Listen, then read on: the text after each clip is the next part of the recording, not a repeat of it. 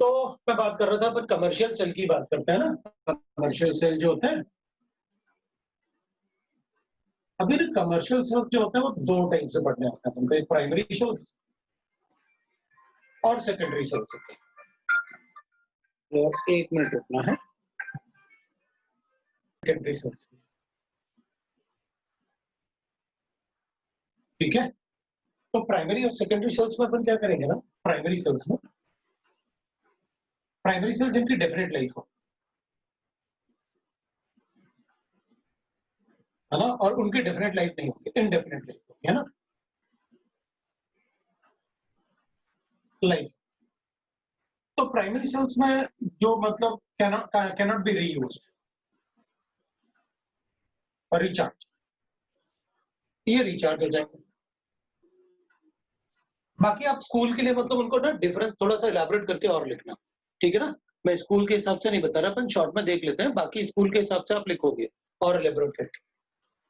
इसका वोल्टेज जो होता है ना, वो 1.2 से 1.5 का वोल्टेज होगा।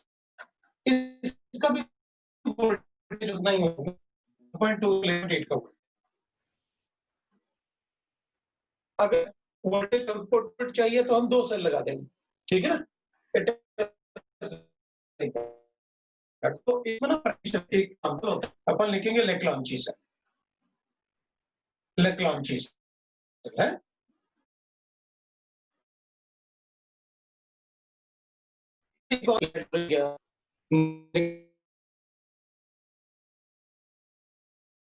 चार्ज कर सकते हैं, बट जो अभी पूछा है वो इससे पूछा है, लेक्लांची सेल के बारे में।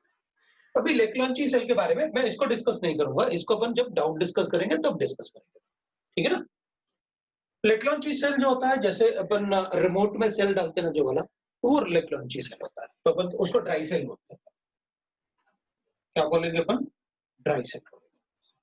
तो वो सेल जो होता है वो ऐसे होता है, भाई सेल बनाएंगे अपन, और ये ऐसे एक सेल बना दिया मैंने, ये एक सेल बनाया अपन ने ऐसे। तो इसमें ना एक रॉड होगा, और ये जो रॉड होता है ना, उसमें बीच में आपने देखा होगा ऐसे ऊपर एक पिन पॉइंट दिखता है तुमको, that is nothing but a graphite rod, ठीक है ना। ये ग्रेफाइट रॉड है, और ये जो होता है ना, जिसका जो ऊपर तो अपन को पेपर जैसे दिखता है, लेकिन उसके अंदर एक टिन का कवर होता है, मतलब टिन बीकर होता है। तो वो टिन नहीं, जिंक होगा, जिंक, सॉरी है, वो मतलब टिन जैसे लगता है बट वो जिंक होता है।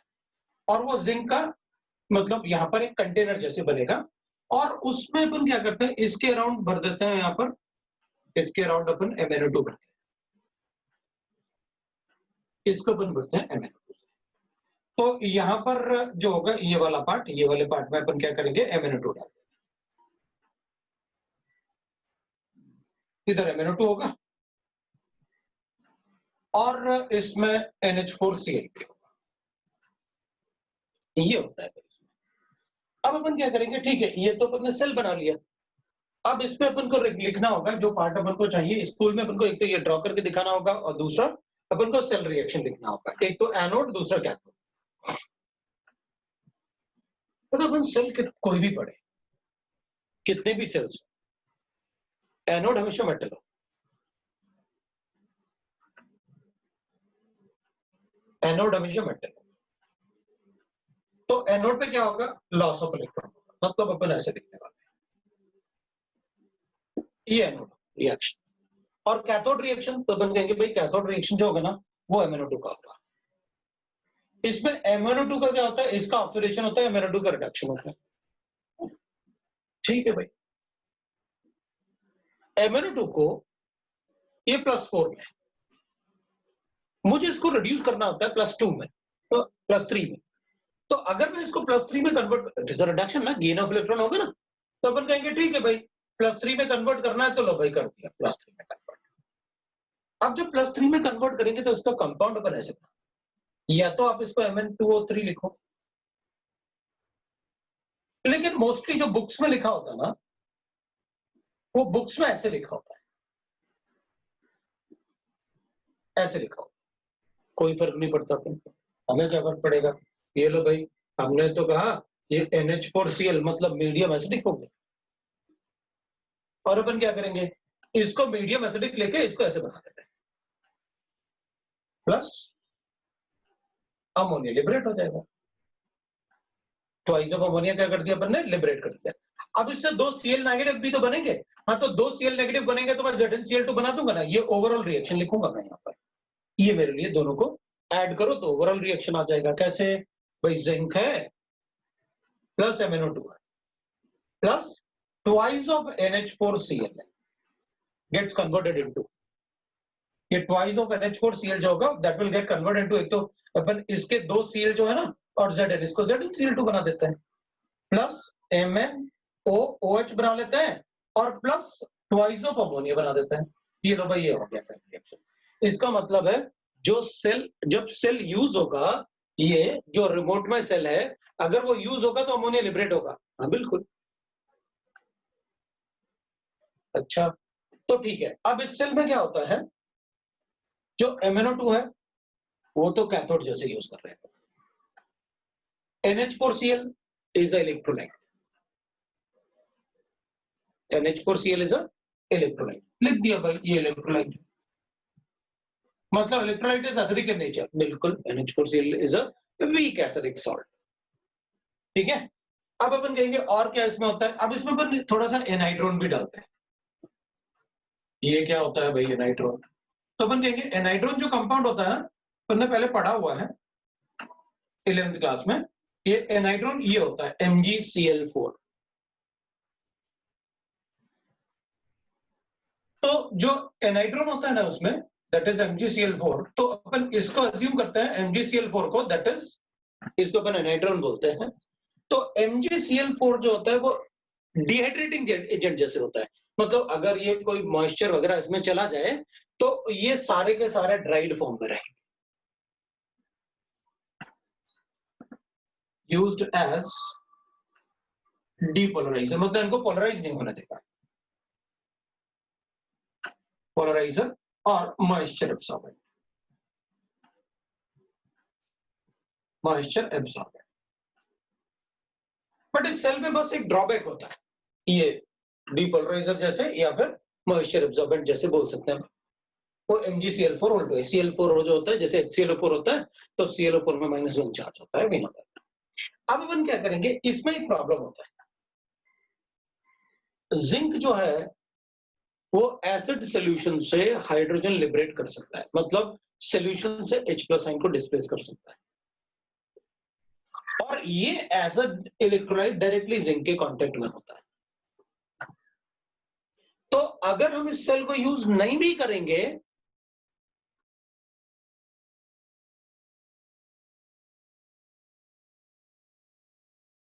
सेल को यूज नहीं भी करोगे तब भी ये खराब होने वाला है।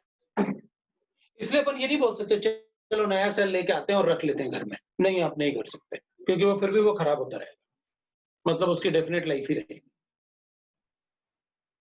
भी करेंगे तब भी खराब हो रहा है, इसलिए उस पर लिखा होता है यूज्ड विद इन 6 months। मतलब अब जब भी हमें नया सेल लेके आना चाहिए रिमोट का, उस पर देख लेना चाहिए उसका मैग्नीफाइटिस, बिकॉज अगर पुराना होगा तो वैसे ही वो खराब होने वाला है।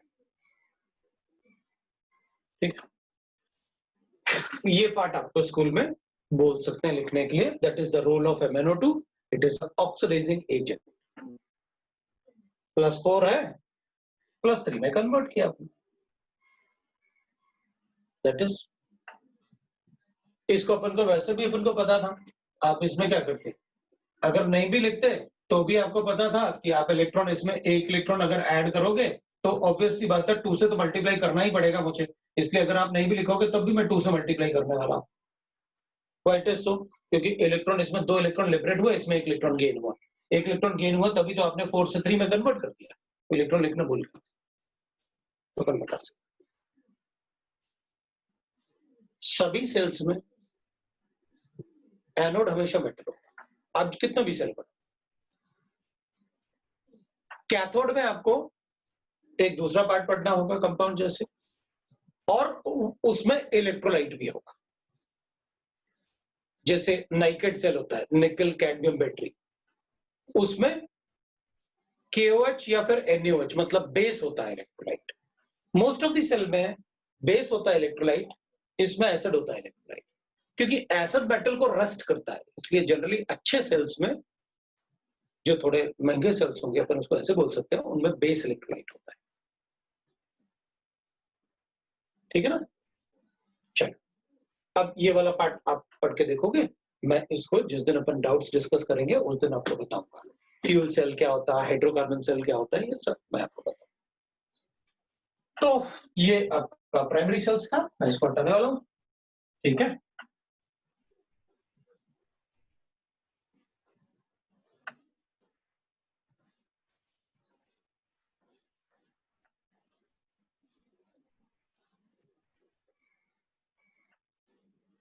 ये था आपका प्राइमरी सेल, जो आपने MnO2 पूछा था ना, और उसका रोल तो मैंने आपको बता दिया। आप Mn+4 से MnO OH भी लिख सकते हैं और Mn2O3 भी लिख सकते हैं +3 बनाने के। ठीक है, चलो देखते हैं। तो मैं आपको बोल रहा था, आज अपन OC का एक नया चैप्टर पढ़ते हैं, जिसमें अपन को रिड्यूसिंग एजेंट और ऑक्सीडाइजिंग एजेंट पढ़ते हैं। तो पहले अपन देखते हैं, उस चैप्टर का नाम होगा reduction, oxidation and hydrolysis. Reduction, oxidation and hydrolysis. तो पहले अपन पढ़ेंगे रिडक्शन, एक एक पार्ट पढ़ के करके पढ़ेंगे अपन। पहले अपन पढ़ेंगे reduction, then we'll write oxidation, and then we'll study the hydrolysis part. Hydrolysis part में ज्यादा नहीं है, हमको रिडक्शन और ऑक्सीडेशन पढ़ना है। तो यहाँ पर हम सारा रिड्यूसिंग एजेंट और ऑक्सीडाइजिंग एजेंट के बारे में सीखेंगे। ठीक है ना? तो रिड्यूसिंग एजेंट में सबसे पहले अपन एक बार देख लेते हैं what do you mean by the catalytic hydrogenation. ठीक है, catalytic hydrogenation. Actually catalytic hydrogenation जो होता है, it is like this, that is Na और H2 के प्रेजेंस में, या फिर प्लैटिनम और H2 के प्रेजेंस में, या फिर पैलेडियम और H2 के प्रेजेंस में। वो कैटालिटिक हाइड्रोजनेशन मतलब एक कैटलिस्ट यूज करो और उसमें हाइड्रोजन डाल दो, that is what we mean by the catalytic hydrogenation. अपन ने पहले डिस्कस किया हुआ है कैटालिटिक हाइड्रोजनेशन कैसे।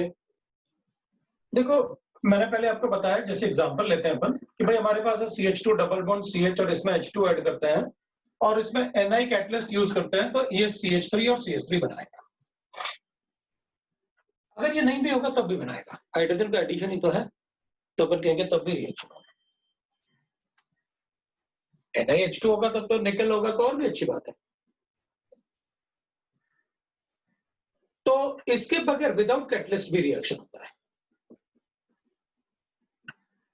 Catalyst. And this is exothermic reaction, क्योंकि यहाँ एक सिग्मा बॉन्ड ब्रेक होगा, यहाँ एक पाई बॉन्ड ब्रेक होगा और यहाँ पर 2 सिग्मा बॉन्ड बनेंगे हाइड्रोजन के। It is exothermic reaction. So अपन कहेंगे कि hydrogenation is always a exothermic reaction. ठीक है भाई, energy is liberated. Now what I mean is कि भाई अगर अपन इसको ऐसे देखते हैं ग्राफ से, तो अपन कहेंगे ठीक है भाई, this is the graph for this. क्यों? आपने कहा ना energy of the reactant, energy of the product जो होगा वो कम होना चाहिए, बिकॉज आपने कहा कि वे एक्सोथर्मिक रिएक्शन है। आपको ग्राफ अच्छे से पता है कहाँ क्या लिखना है। इधर पोटेंशियल एनर्जीज लिखते हैं अपन, threshold energy, transition state, energy of the product, reactant, और ये रिएक्शन कोऑर्डिनेट्स, मतलब reactant get converted into the product. ये सारा पार्ट अपन को पता है, इसलिए मैं कुछ लिखने वाला नहीं। अपन क्या कहेंगे, अपन कहेंगे ठीक है भाई, अगर मान लो मैं इसमें कैटलिस्ट यूज करता हूं, तो इसमें मैंने कैटलिस्ट यूज किया, सो विद कैटलिस्ट, तो अगर अपन कहेंगे भाई कैटलिस्ट यूज करोगे तब भी प्रोडक्ट तो यही बनेगा, चाहे आप कैटलिस्ट यूज करो या ना करो, मैं कैटलिस्ट तो मतलब प्रोडक्ट तो यही बनाने वाला। तो फिर कैटलिस्ट का रोल क्या होगा? देखिए, पहले आपने बता तो रखा है कैटलिस्ट का क्या रोल होता है। कैटलिस्ट क्या करता है? It chooses alternate path to convert the reactant into product. It chooses the alternate path. उसी पाथ से नहीं होता रिडक्शन, उसका पाथ डिफरेंट होता है। मतलब इट इज लाइक दैट कि मेरे पास पहले ये पाथ था रिएक्शन करने का, अभी कैटलिस्ट क्या करेगा, ये पाथ चूज करेगा। कैटलिस्ट हमेशा वो पाथ चूज करेगा, कैटलिस्ट ऐसे पाथ चूज नहीं करेगा बिकॉज उसमें एनर्जी ज्यादा यूज होगा। कैटलिस्ट हमेशा वो पाथ चूज करेगा जिसमें energy of activation come use हो। So we'll never say that कि catalyst decreases the energy of activation of the reaction. Catalyst decreases the energy of activation, no doubt, but by choosing the alternate path, मतलब by choosing the different reaction path. So अगर अपन कहेंगे catalyst decreases the energy of activation of the reaction, correct? But not for the same path. It will be for the different path. जैसे मैंने इसमें लिया, तो इसमें अपन क्या लिखेंगे, अपन कहेंगे भाई ऐसे हो जाएगा ये reaction, this is how the reaction across.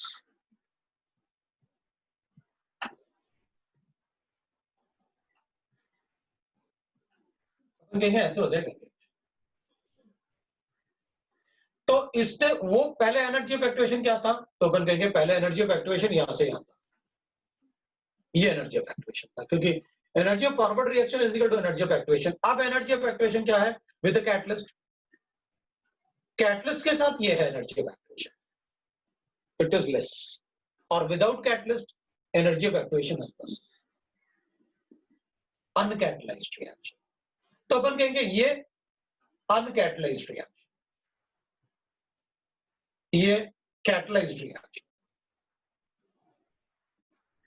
अब आप एक बात अच्छे से देख सकते हो, अपन सबको पता है एनर्जी ऑफ रिएक्टेंट क्या होता है, प्रोडक्ट क्या होता है, delta H of the reaction क्या होता है, अपन सबको पता है, energy of the energy exchange in the reaction.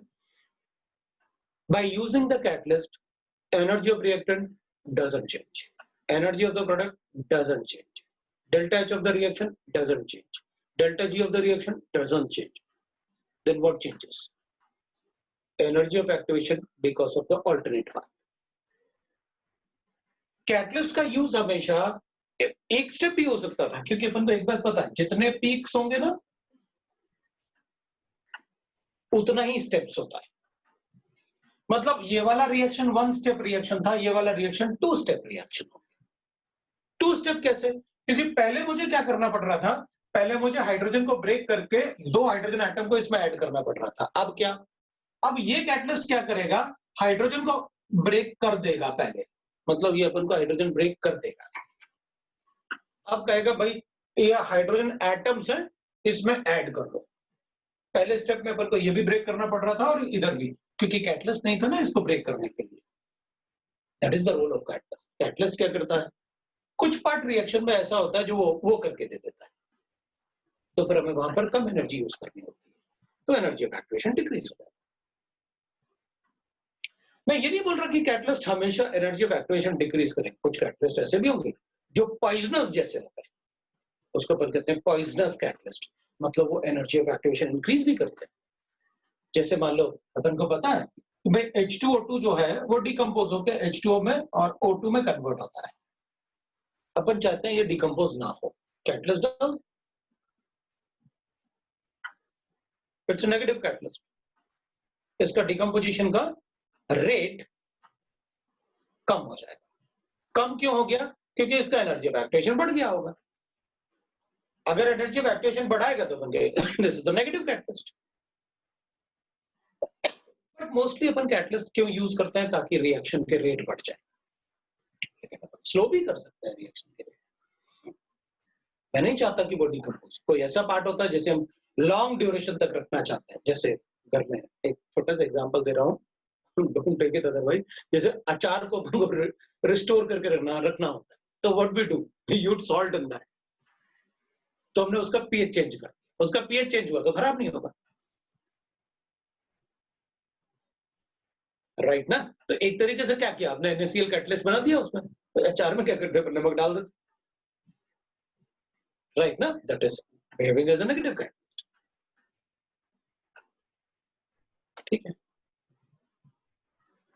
ठीक है भाई, मैंने आपको सिर्फ ये बताया कि कैटलिस्ट का रोल क्या होगा, क्योंकि अपन को पढ़ना है ना, रिडक्शन ऑक्सीडेशन में कैटलिस्ट ही तो पढ़ना है, तो कम से कम पता तो रहे कि कैटलिस्ट में हमें करना क्या है, हम कैटलिस्ट क्यों यूज करें।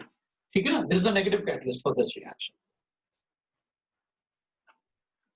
इस रिएक्शन में नेगेटिव कैटलिस्ट होगा, तो फिर इसमें रेट क्या हो जाएगा, कम हो जाएगा डिकम्पोजिशन।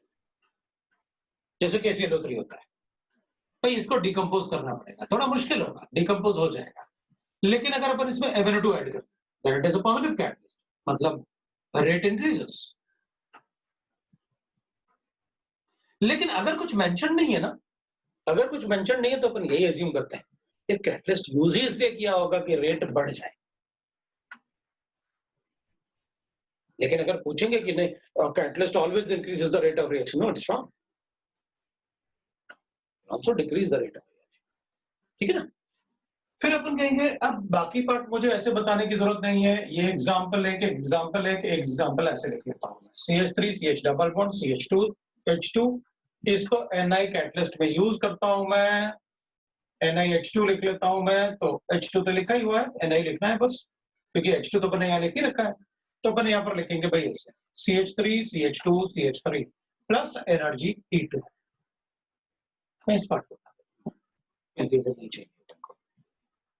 अपन क्या करेंगे, अच्छा एनर्जी, अब इसमें आप मुझसे पूछ सकते हो भाई एक पाई बॉन्ड एक सिग्मा बॉन्ड इसमें भी ब्रेक हुआ, एक सिग्मा बॉन्ड इसमें भी, एक पाई बॉन्ड इसमें भी, एक पाई बॉन्ड इसमें भी, तो ये तो हीट ऑफ हाइड्रोजनेशन हो गए। मैंने आपको पहले बताया हुआ है हाइपर कॉन्जुगेशन जब बनाया, what is heat of hydrogenation, this is heat of hydrogenation. Now tell me which will be more, इसको अगर मैं E1 ले लेता हूं तो E1 ज्यादा होगा या E2 ज्यादा होगा, तो अपन कहेंगे ठीक है, दो सिग्मा बॉन्ड इसमें बने वो इसमें भी बने, एक सिग्मा बॉन्ड यहाँ ब्रेक किया वो तो इसमें भी किया, एक पाई बॉन्ड इसमें भी ब्रेक किया वो तो इसमें भी किया, लेकिन पाई बॉन्ड के स्टेबिलिटी डिफरेंट है, ये पाई बॉन्ड ज्यादा स्टेबल तो उसको ब्रेक करने के लिए ज्यादा एनर्जी यूज हो गई, तो लिबरेट कम हो। जिस रिएक्शन में एज अ रिएक्टेंट एनर्जी ज्यादा यूज हो जाए उसमें वो लिबरेट कम होती है एनर्जी, तो ठीक है भाई V2 is less than E1,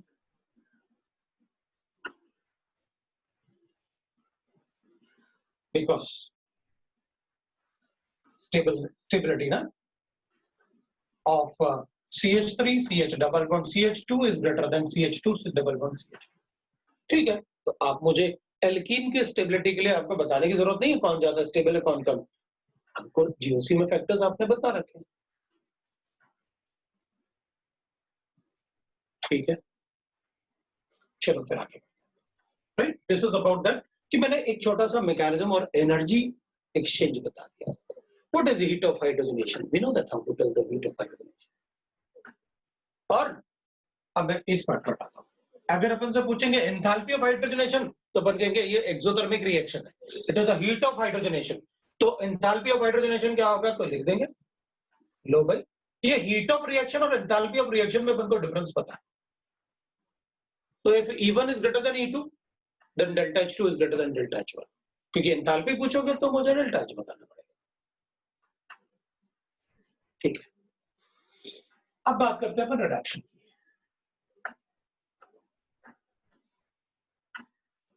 अब अपन पहले बात करेंगे रिडक्शन। ये तो मैंने एक एनर्जी डायग्राम बताया आपको, एनर्जी के बारे में डिस्कस किया कि how we have to discuss the energy.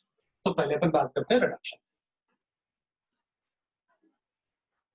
तो अब रिडक्शन में क्या होता है, जैसे अपन लिखेंगे भाई, मैंने लिखा जैसे अभी कैटालिटिक हाइड्रोजनेशन लिखा था, तो reduction of alkene alkynes like that we can write. तो अपन को एक बात पता है रिडक्शन में जनरली वी यूज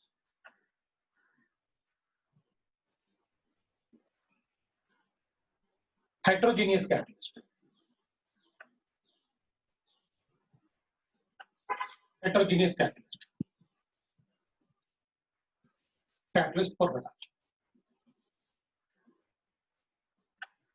और heterogeneous catalyst में क्या होता है ना, उसमें मेटल होता है और हाइड्रोजन, मैंने उसमें लिख दिया सर सीधा, तो डी ब्लॉक मेटल होता है और हाइड्रोजन।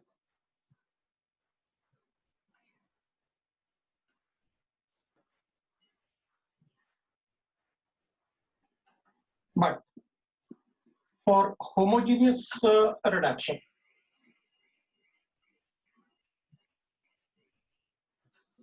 अब हेट्रोजीनियस का मतलब हो गया कि alkene will be either it will be a liquid or it will be a gas, but a catalyst D block metal होगा तो सॉलिड होगा. It's a different phase, solid and liquid or a gas.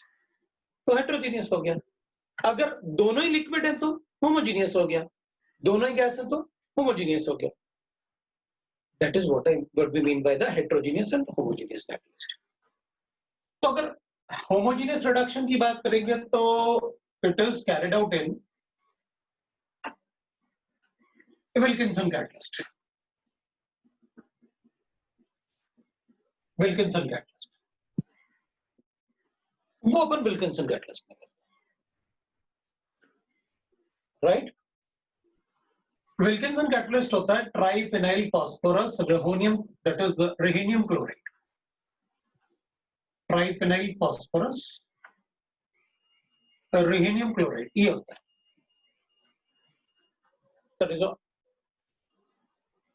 पहले भी आपने मेरे पास ये अपने coordination compound में पूछा है, सर विल्किंसन कैटलिस्ट क्या होता है. ये एक बार में एक डबल बॉन्ड को ही रिड्यूस कर पाता है बस, but it is a liquid है. तो लिक्विड एल्कीन में जनरली ये इसको अपन यूज कर लेते हैं. Is a liquid catalyst. बाकी जो होते हैं वो मेटल होंगे तो ऑब्वियसली बात है they all will be solid. So is a liquid catalyst. तो इसको अपन होमोजेनियस कैटलिस्ट में अगर कभी एग्जांपल पूछे अपन से कि एल्कीन्स या एल्काइंस में होमोजेनियस कैटलिस्ट बता दो, उसको बता देंगे. बाकी सारे के सारे रिडक्शंस हेटेरोजेनियस. अब मैं आपको रिडक्शन में कुछ ऐसे एक पार्ट ये हो गया, दूसरा अपन लिखते हैं पॉइंट. हम पॉइंट्स में पढ़ लेते हैं. अब मैं क्या करता हूं आपको कि अपन ना चैप्टर वाइज देखते हैं. जब मुझे लगेगा कि सारे रिएक्शन, सारे चैप्टर के रिएक्शन एक जैसे हैं, तो अपन कंबाइंडली पढ़ लेंगे. अदरवाइज इनिशियली थोड़ा सा कैटलिस्ट के बारे में पहचानने के लिए हम क्या करते हैं कि आप ना जैसे पहले हाइड्रोकार्बन के कुछ कैटलिस्ट बता दो कि हमें हाइड्रोकार्बन में कौन कौन से कैटलिस्ट यूज करना है. एल्काइल हैलाइड में देख लेंगे. तो लाइक दैट थोड़ा धीरे धीरे अपन कैटलिस्ट के बारे में पहचानते हैं, फिर कंपाइल करना शुरू करते हैं, ताकि हमें पता रहे कि कोई कैटलिस्ट बता दो, बताओ ये क्या क्या कर सकता है, उस टाइप से. ठीक है ना. तो वो कंपाइल होगा तो अपन को पता रहेगा अच्छे से. तो अपन क्या करते हैं, ठीक है भाई, अपन कहेंगे पहले अपन शुरू में ऐसे कर लेते हैं रिडक्शन ऑफ हाइड्रोकार्बन.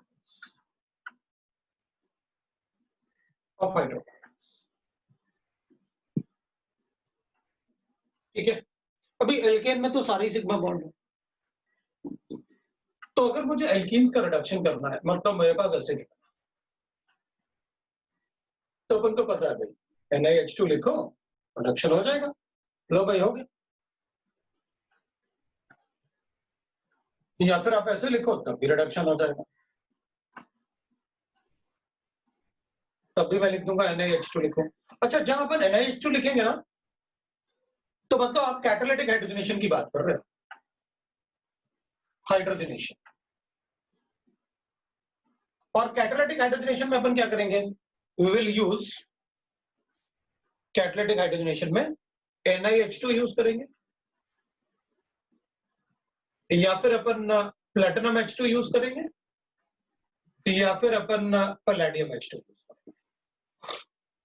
ये यूज करेंगे अपन कैटालिटिक हाइड्रोजनेशन, है ना. इसको ऐसे लिख लो. इनकी भी स्ट्रेंथ बताते हैं. ये मोस्टली जो होता है तीनों एक ही ग्रुप में, उनको पता है. और आप लिखोगे ना Ni, पैलेडियम, प्लैटिनम, ऐसे होता है ना, copper, silver, gold. 79, 78 atomic number, 47, 46, 29, 28. No. ठीक है. तो व्हाट मतलब एटॉमिक नंबर की अपन को जरूरत क्या है, मैंने तो वैसे ही बताया. गोल्ड और प्लैटिनम अपन को पता होना चाहिए. प्लैटिनम और palladium they are very important for coordination compound. But अपन ने पढ़ा कि भाई अगर 4D और 5D सीरीज होगा, कुछ सोचने के बगैर ही अपन लिख देंगे DsP2 except for this. What I mean is ये तीनों एक ही ग्रुप में है, इसलिए अपन को इनको कैटालिटिक हाइड्रोजनेशन बोलते हैं। सबसे अच्छा एडसॉर्प्शन ये शो कर रहा है, मतलब स्ट्रेंथ ये ज्यादा अच्छा है इससे। तो मैंने आपको ये बताना था कि उन मेटल्स में विथ हाइड्रोजनेशन सबसे अच्छा कौन शो कर सकता है रिडक्शन, इट इज पैलेडियम। तो जहां मैं NiH2 से रिएक्शन करूंगा वहां दोनों से तो 100% होगा, उनको बताने की जरूरत नहीं है आपको, इसलिए मैंने वैसे लिख दिया, क्योंकि palladium colloidal form of palladium is the very good reducing agent. 1 mole 7 moles hydrogen को एब्जॉर्ब कर सकता है पैलेडियम, ठीक है। ठीक है भाई, हमें क्या फर्क पड़ता है, आप तो यहाँ पर मैं रिएक्शन लिख देता हूँ, एल्केन में कन्वर्ट हो जाएंगे। मतलब एल्कीन हो या एल्काइंस हो, कैटालिटिक हाइड्रोजनेशन से they will get converted into alkane. तो अपन कहेंगे अच्छा बताओ ऐसे है तो, अगर मेरे पास ऐसे गिवन है तो अब बताओ NiH2, तो अपन कहेंगे भाई देखो इसमें ना मैं रिएक्शन ऐसे लिख दूंगा, क्योंकि बाकी डबल बॉन्ड एरोमेटिक है ना, तो वो नहीं होंगे। Aromatic stabilised double bond NiH2 reduce नहीं कर पाएगा, या पैलेडियम H2 रिड्यूस नहीं कर पाएगा, तो फिर हीट करना पड़ेगा तो कर देगा। मतलब अगर मैं ऐसे लिखूं तो हो जाएगा NiH2 और टेम्परेचर 200 डिग्री सेंटीग्रेड देना होता है, अगर हीटिंग भी लिखा हुआ है तो भी काम चल जाएगा, लेकिन आपको कम से कम 200 तो बताना ही होगा, ठीक है। तो फिर मैं इसको ऐसे लिखूंगा, दिस इज द प्रोडक्ट। अगर आप हीट करोगे तो फिर ऐसे प्रोडक्ट, अदरवाइज विदाउट हीटिंग मैं एरोमेटिक स्टेबलाइज्ड डबल बॉन्ड को रिड्यूस नहीं करूंगा, ठीक है। एल्कीन का रिडक्शन, एल्कीन आपने बता दिया कि भाई ये डबल बॉन्ड बेंजीन वाले डबल बॉन्ड कब रिड्यूस हो सकते हैं, वो आपने बता दिया। अब मैं एल्काइंस का रिडक्शन की बात करते हैं, क्योंकि एल्कीन की रिडक्शन में ऐसा कुछ भी नहीं है जो अपन को जानना चाहिए। हाँ, मैं ये जरूर कर सकता हूं, सपोज मैंने आपसे ऐसे कहा कि मेरे पास ऐसे गिवन है ना, अपने पास ऐसे गिवन है कि भाई मैंने लिखा CH3 CH double bond CH और CH, तो मैं ये जरूर कह सकता हूं कि अगर मैंने इसको Ni और D2 लिखा तो मैं ऐसे बना दूंगा,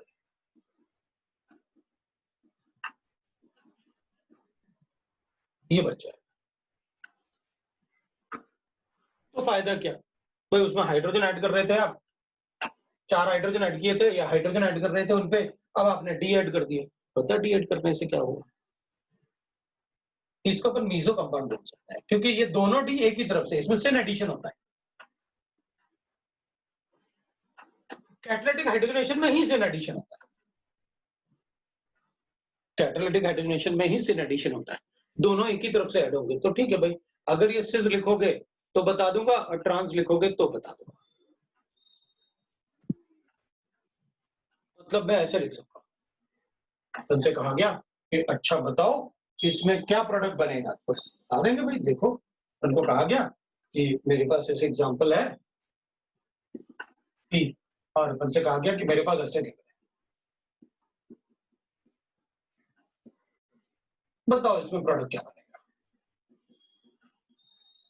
बता देंगे। कैसे, डबल बॉन्ड हटाएंगे, मैं इसको हटा देता हूं,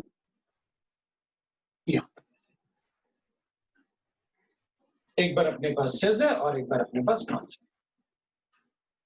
मैं दोनों को इसलिए लिख रहा हूं कि ताकि आपको ना ज्यादा मतलब प्रॉब्लम नहीं होगा अपन को। NiD2 ये हमने ऐड किया, अपन क्या करेंगे, मेरे पास CH3 है, मेरे पास H है, मेरे पास C है, यहाँ पर CH3 है, यहाँ पर H है, यहाँ पर D होगा और यहाँ पर D होगा, दोनों D एक ही तरफ ऐड होगा, पता इधर वाला पार्ट इधर वाले पार्ट का मेरे पास दिख रहा है अपन को। आप ऐसे ही तो लिखोगे ज्यादा से ज्यादा, आप क्या करोगे, इसको ऐसे करोगे, करो, मुझे क्या पता, तो मैं इसको ऐसे कर दूंगा, दिख तो रहा है। मतलब ये सिन एडिशन था, तो अपन ने दोनों को एक ही तरफ से ऐड किया, अपन क्या कहेंगे भाई ये मीजो बन रहा है, क्योंकि this is a chiral centre, इस कार्बन से 4 डिफरेंट ग्रुप अटैच्ड है, 1 2 3 और ये बड़ा वाला 4, मतलब स्टीरियोकेमिस्ट्री बताएंगे। बट पहले ज्यादा फोकस अपन किस पे करेंगे, रिएक्शन पे, किससे क्या होता है। फिर अपन फोकस करेंगे, मैं आपको बताऊंगा क्वेश्चंस ऐसे आफ्टर एवरी कंसेप्ट, है ना, कि भाई इसमें तो अपन कहेंगे देखो इसमें भी आप ऐसे कर लो, हमें क्या, बट ये पहले से ट्रांस है अपने पास, तो अपन कहेंगे ठीक है, इधर मैं लिखूंगा H, इधर मैं लिखूंगा CH3, इधर मैं लिखूंगा H, इधर मैं लिखूंगा CH3, लेकिन D तो ऐसे ऐड होगा ना, तो अपने पास दो प्रोडक्ट बनेंगे, एक ये और एक ये। तो अपन कहेंगे अच्छा ठीक है, इसमें ये प्रोडक्ट बना मेरे पास, और इसमें अपन कहेंगे ये कार्बन इधर हाइड्रोजन है, और इधर आपने CH3 लिखा, इधर आपने H लिखा, इधर आपने CH3 लिखा, और इधर आपने D लिखा, इधर आपने D लिखा। भाई दोनों प्रोडक्ट हो सकते हैं ना, भाई ये कंपाउंड तो प्लेनर है ना ऐसे, तो अगर H ऊपर से अटैक कर सकते हैं तो बॉटम से भी कर सकते हैं। भाई यहां पर आपने बॉटम से लिखे दोनों D, और उधर आपने टॉप साइड से लिखे दोनों D ऊपर। तो यहां पर अपन ने क्या किया, इधर से ऐड करो या ऊपर दोनों को लिखो, मीजो कंपाउंड ही बनेगा, इट्स ऑप्टिकली इनएक्टिव। इसमें इधर से ऐड किया तो मीजो नहीं था, तो भी प्रोडक्ट तो ऑप्टिकली इनएक्टिव ही होना चाहिए। व्हाट इज सो, बिकॉज दोनों ही रिएक्टेंट ऑप्टिकली इनएक्टिव है, how can a product will B optically active.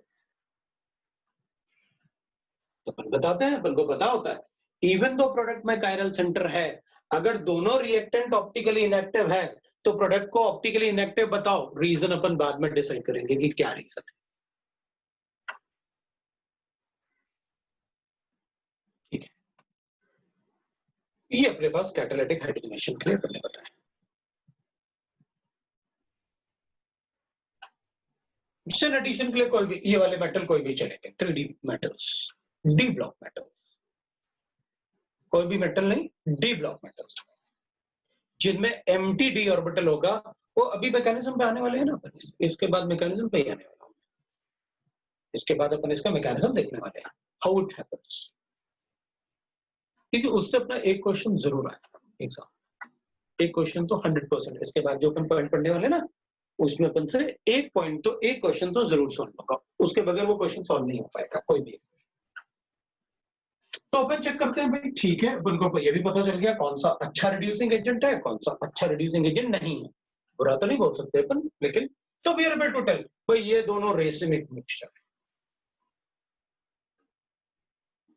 Racemic mixture क्यों, आप कैलकुलेट कर लो ना, ये RS आएगा तो ये मान लो ये RS आ रहा है तो ये ऐसा आएगा, अब तुम बोलो तो कैलकुलेट कर देता हूँ, H की प्रायोरिटी लिस्ट होगी ऐसे कर लेंगे तुम, तो यहाँ पर ये 1 हो गया, ये 2 हो गया, ये 3 हो गया, ऐसा हो गया आ रहा, ये ऐसा आ गया, लो एक कैलकुलेट किया सारे ही हो गए, पहले भी अपने सही लिखा था बट मैंने बगैर कैलकुलेशन के लिखा था, जस्ट टू टेल यू, एक RS आएगा तो दूसरा SR आएगा, सब ठीक है। अब मैं इसको हटा, तो एक सिस था एक ट्रांस, पहले वाले को ट्रांस बनाया था मैंने, दूसरे वाले को सिस। मैं दूसरा पॉइंट लिखने वाला हूं, that is reduction of alkenes, alkenes. अब सपोज करते हैं अपने पास ऐसे कंपाउंड, सपोज करते हैं अपने पास ऐसे कंपाउंड और इसका रिडक्शन करते हैं, ठीक है, इसका रिडक्शन करते हैं। अब अगर अपन इसका रिडक्शन करेंगे तो अपन क्या बताएंगे, अपन कहेंगे देखो भाई इसमें रिडक्शन के लिए ना, अगर इसमें आप NiH2 लिखते हो तो अपन कहेंगे थोड़ी देर पहले लिख के तो बताया, बी वाला जो क्वेश्चन था वो यही तो था, तो अपन कहेंगे इसमें ना, क्योंकि NiH2 का मतलब है सिन एडिशन होगा, उसमें एडिशन हमेशा सिन होगा, सो सिन एडिशन, और 2 बार होगा क्योंकि 2 बॉन्ड्स हैं, तो अपन कहेंगे भाई सिन एडिशन से ना इधर 4 हाइड्रोजन ऐड हो जाएंगे, बना ये अल्केन बनता है। अब मैं चाहता हूं कि कुछ ऐसे करो जिससे एक ही बॉन्ड रिड्यूस हो, दोनों बॉन्ड रिड्यूस ना हो, ठीक है भाई, ऐसे कर लेते हैं। तो मैं चाहता हूं कि एक ही बॉन्ड रिड्यूस हो और दोनों बॉन्ड रिड्यूस ना हो, तो अपन कहेंगे फिर तो ऐसा हो सकता है तो फिर मेरी मर्जी, फिर मैं 2 चीजें कर सकता हूँ। अगर इसमें डबल बॉन्ड रह जाएगा, है ना? अगर कार्बन-कार्बन में डबल बॉन्ड रहेगा और दोनों पे एक-एक H होगा और एक CH3 हो गया, तो मैं सिस ट्रांस भी बनाऊँगा। फिर मैं कहूँगा कुछ ऐसा बता दो जिससे कि एक बार सिस एल्कीन बन जाए और एक बार ट्रांस एल्कीन बन जाए। मतलब यहाँ पर मैं सिस एल्कीन बना लूँ और यहाँ पर मैं ट्रांस एल्कीन बना लूँ। तो कुछ ऐसे कर दो जिससे कि मैं ट्रांस एल्कीन भी बना सकता हूँ और सिस एल्कीन। मतलब स्पेसिफिक कि ट्रांस ही बनेगा या सिस ही बनेगा, ऐसा कुछ बता दो। ये अच्छा हो जाएगा अपने लिए तो। इसका मतलब अपन चाहते हैं भाई दोनों हाइड्रोजन एक ही तरफ से ऐड हो जाए और ये CH3 ऐसे आ जाए। लेकिन इस केस में कुछ ऐसा हो जाए जिससे कि दोनों हाइड्रोजन अलग-अलग साइड से ऐड हो जाए, तो मेरा काम हो जाए। मतलब मैं क्या कर लूंगा फिर, क्योंकि अभी-अभी आपने बताया कि अगर सिस और ट्रांस एल्कीन है मेरे पास, तो इसमें D2 ऐड करके मैं मीजो और रेसिमिक मिक्सचर बता सकता हूं। तो पहले अगर मुझे एल्काइन गिवन है और मैं अगर ऐसे बना सकता हूं कि भाई सिस बनाना या ट्रांस बनाना मेरी मर्जी है, बस आप कैटलिस्ट वो डाल दो, तो फिर मैं वो कैटलिस्ट यूज करके मुझे आना चाहिए कि सिस किस केस में बनेगा और ट्रांस किस केस में बनेगा। भाई अगर कैटालिटिक हाइड्रोजनेशन करोगे सारे ही रिड्यूस, तो फिर कहेंगे यहां पर हम डिफरेंट कैटलिस्ट यूज कर सकते हैं। अगर आप यूज करोगे लिंडर्स कैटलिस्ट,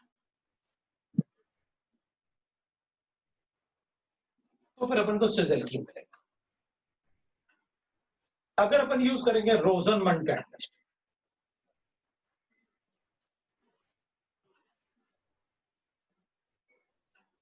तब भी अपन को सिस एल्कीन। अगर अपन यूज करेंगे P2 कैटलिस्ट, तब भी अपन को सिस एल्कीन मिलेगा। ये अपन यूज करेंगे विल्किंसन कैटलिस्ट,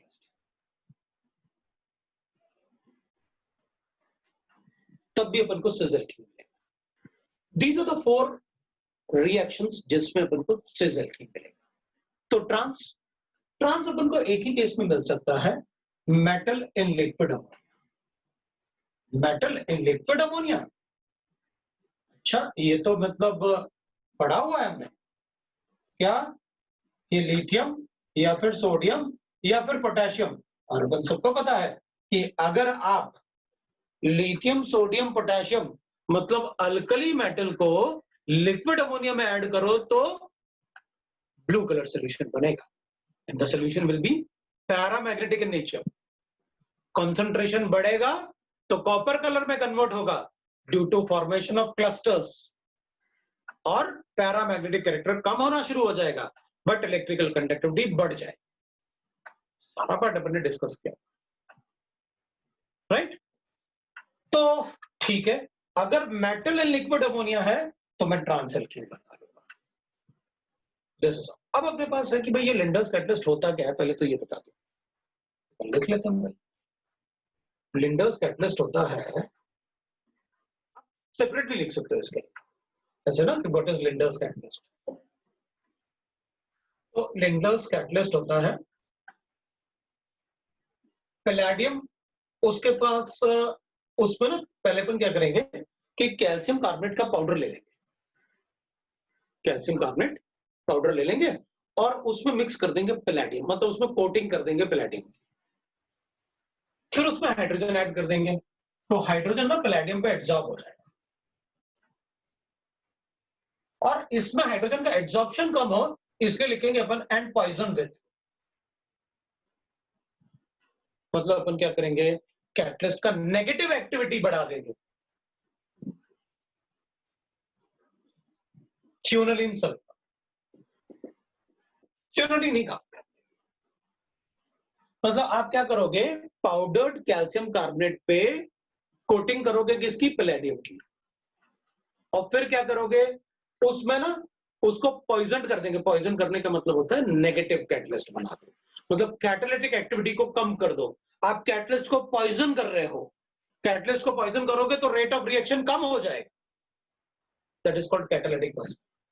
क्यूनोलिन का स्ट्रक्चर अपन से कोई पूछने वाला तो नहीं है, लेकिन अपन कहेंगे ठीक है लिख लेते हैं। अगर क्यूनोलिन का स्ट्रक्चर क्या होता है, क्योंकि थोड़ा सा हो सकता है अपन से कोई पूछ ले तो अपन बता देंगे भाई ये लो क्यूनिलीन का स्ट्रक्चर, तो मोनोडेंटेट लीफ है, ठीक है, तो अपन क्यूनिलीन ऐसे स्ट्रक्चर बता सकते हैं। दूसरा रोजनमंड कैटलिस्ट। रोजनमंड कैटलिस्ट होता है, वैसे तो रोजनमंड कैटलिस्ट मतलब अपन अज्यूम करते हैं कि भाई देखो रोजनमंड कैटलिस्ट ऐसे ही होता है जैसे ये है, बस उसमें क्या होता है कि पैलेडियम और कैल्शियम कार्बोनेट की जगह वो BaSO4 लेता है, बेरियम सल्फेट, एंड H2 तो लेना ही लेना है, एंड पॉइजन, इसका भी पॉइजनिंग होता है। पॉइजन में तो इसमें भी या तो क्यूनोलाइन से करो या फिर सल्फर से करो, क्यूनोलाइन से कर सकते हैं और सल्फर भी पॉइजनस होता है, कैटालिटिक पॉइजनिंग में यूज होता है, तो अपन उससे भी कर सकते हैं, ठीक है भाई, रोजनमंड कैटलिस्ट भी यूज करते हैं, राइट। अब जो P2 कैटलिस्ट होता है अपन उसमें क्या करेंगे, P2 catalyst is not like that कि भाई इसमें P2 का कोई फुल फॉर्म होगा कि P का फुल फॉर्म बताओ, राइट। तो अपन क्या करेंगे, P2 कैटलिस्ट जो होता है it is just like that कि भाई बोरोन से बनाते हैं, निकल बोराइड होता है। P2 कैटलिस्ट इज निकल बोराइड, तो Ni2B होता है। इसमें अपन क्या करते हैं, that is a mixture of NaBH4 plus निकल एसिटेट, मतलब CH3COO होल ट्वाइस ऐसे कर लेगा। सो निकल एसिटेट और NaBH4 का वो मिक्सचर होता है, ठीक है, दैट इज P2।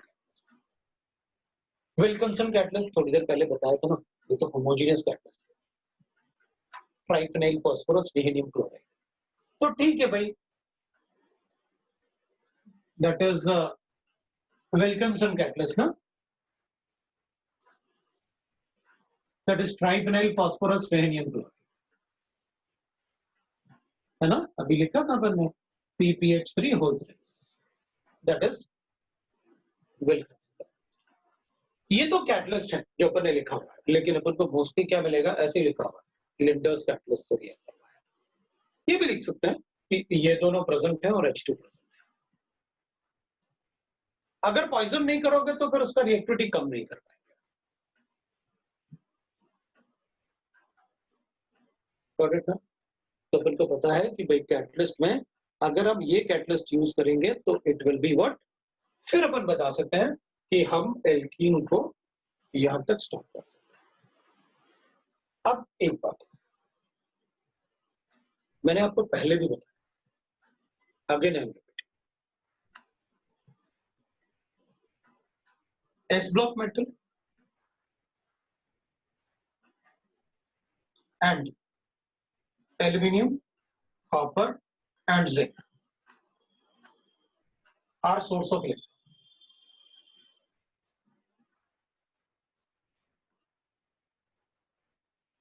अगर इनमें से कुछ भी अपन को कभी भी कैटलिस्ट जैसे दिखेगा ना, तो अपन को तुरंत पता चल जाएगा कि these are source of electron, अपने पास इलेक्ट्रॉन है, आगे बताओ रिएक्शन क्या,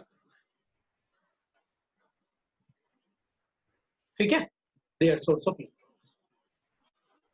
बिल्कुल वैसे ही अगर डी ब्लॉक मेटल, देखो इसमें कहीं भी ना, ये भी डी ब्लॉक है, ये भी डी ब्लॉक है, ये भी डी ब्लॉक है, ये भी डी ब्लॉक है, मतलब डी ब्लॉक मेटल अगर है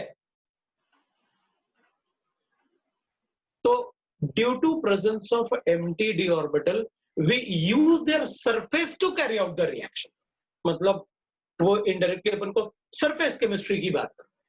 सरफेस केमिस्ट्री वही तो होता है भाई, सब्सटेंस के सरफेस पे जो केमिस्ट्री होता है that is called surface chemistry, right. तो हम क्या करेंगे, अगर हमें डी ब्लॉक मेटल्स गिवन है तो अपन को तुरंत पता चल जाएगा इसका सरफेस यूज करना है to carry out the chemical reaction.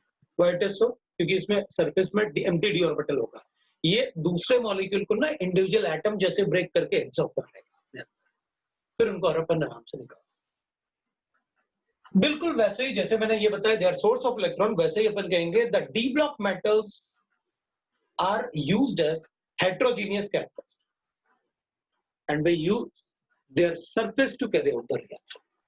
Similarly, d block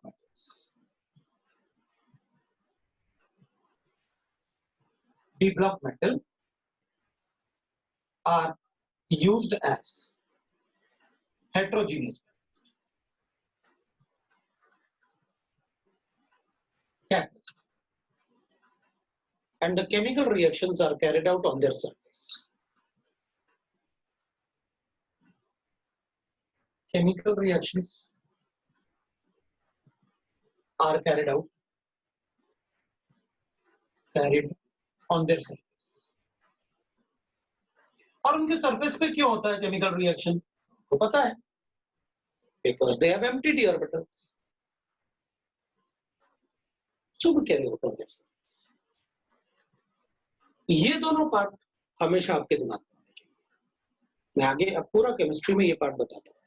देखो मैंने बता रखा है, जब भी वो कैटलिस्ट आएगा मैं आपको बताऊंगा देयर सोर्स ऑफ. आप अपने आप ही अज्यूम कर लो क्योंकि उसका कोई एक्सेप्शन नहीं आने वाला. पूरा केमिस्ट्री में अपन ये पढ़ो, ठीक है, बाकी पढ़ते हैं. अब ये पॉइंट अपन को हमेशा पता होना चाहिए, मार्जिन से ऊपर भाई ये अपन में कभी गलती नहीं हो सकती. इसको हमेशा लिखो या बॉक्स बना दो कि ये आपने बता रखा है मुझे, इसको मैं कभी नहीं बोल सकता कि ऑर्गेनिक केमिस्ट्री में किस मेटल का क्या रोल होगा. ये तो हो गया कैटलिस्ट. अब मैं इन कैटलिस्ट को हटाने वाला हूं. ये लिखा भी रहने दो, तो क्या पता अपन रिडक्शन की बात. अब जैसे इसमें रिड्यूस करेंगे वैसे इसमें रिड्यूस करेंगे. फिर पहले आपने क्या किया होगा, 2 हाइड्रोजन को ऐसे ऐड किया, फिर 1 मोल हाइड्रोजन और 2 हाइड्रोजन और ऐड कर दिए होंगे तो कैटालिटिक रिडक्शन होगा. ठीक है ना, राइट. तो अपन को कैटालिटिक रिडक्शन. मैं एक बार पढ़ लूं. हाँ, कैटालिटिक रिडक्शन में तीनों में से कोई भी चलेगा, NiPT PD. और एरोमेटिक कंपाउंड में अगर हीट नहीं लिखा होगा तो रिंग को रिड्यूस नहीं करना. ठीक है, तब पार्शियल रिडक्शन होगा, राइट. और P2 का फुल फॉर्म मतलब ऐसा कुछ भी नहीं होता, बस वो P2 कैटलिस्ट लिखते हैं ना, उसकी जरूरत नहीं, राइट. चलो मैंने डाउट्स भी देख लिया. अब अपन क्या करते हैं, मैं रिडक्शन पार्ट बताता हूँ आपको. और ये बात ध्यान रखना है, रिडक्शन पार्ट कोई भी पार्ट मैं आपको बताऊंगा दैट विल बी इंपॉर्टेंट, क्योंकि मैं इनको ना इन और अब फिजिकल में भी यूज करूंगा. सारे कंसेप्ट जितने कंसेप्ट अब ऑर्गेनिक में कंप्लीट होते जा रहे हैं ना, मैं इनको ही फिजिकल में यूज करूंगा. अभी आपको नेगेटिव कैटलिस्ट का लिखना है एग्जांपल, ये है तो नेगेटिव कैटलिस्ट ही तो किया. चलो देखते हैं. मैं क्या करूंगा, अगर मुझे कैटालिटिक हाइड्रोजनेशन करना है तो मैं ऐसे करूंगा. मैं ऐसे निकल का कंटेनर ले, उसमें hydrogen gas, it's a metal container है, Ni, ठीक है. और उसमें हाइड्रोजन डाल दूंगा, हाई प्रेशर. तो हाई प्रेशर पे क्या होगा, जो ये मेटल सरफेस है ना, ये हाइड्रोजन एटम को, जो हाइड्रोजन मॉलिक्यूल होगा ना, हाई प्रेशर पे ये अपने एम्प्टी डी ऑर्बिटल में एब्सॉर्ब कर लेगा. ये हाइड्रोजन एटम को एज अ एटम अपने सरफेस पे absorb. So at high pressure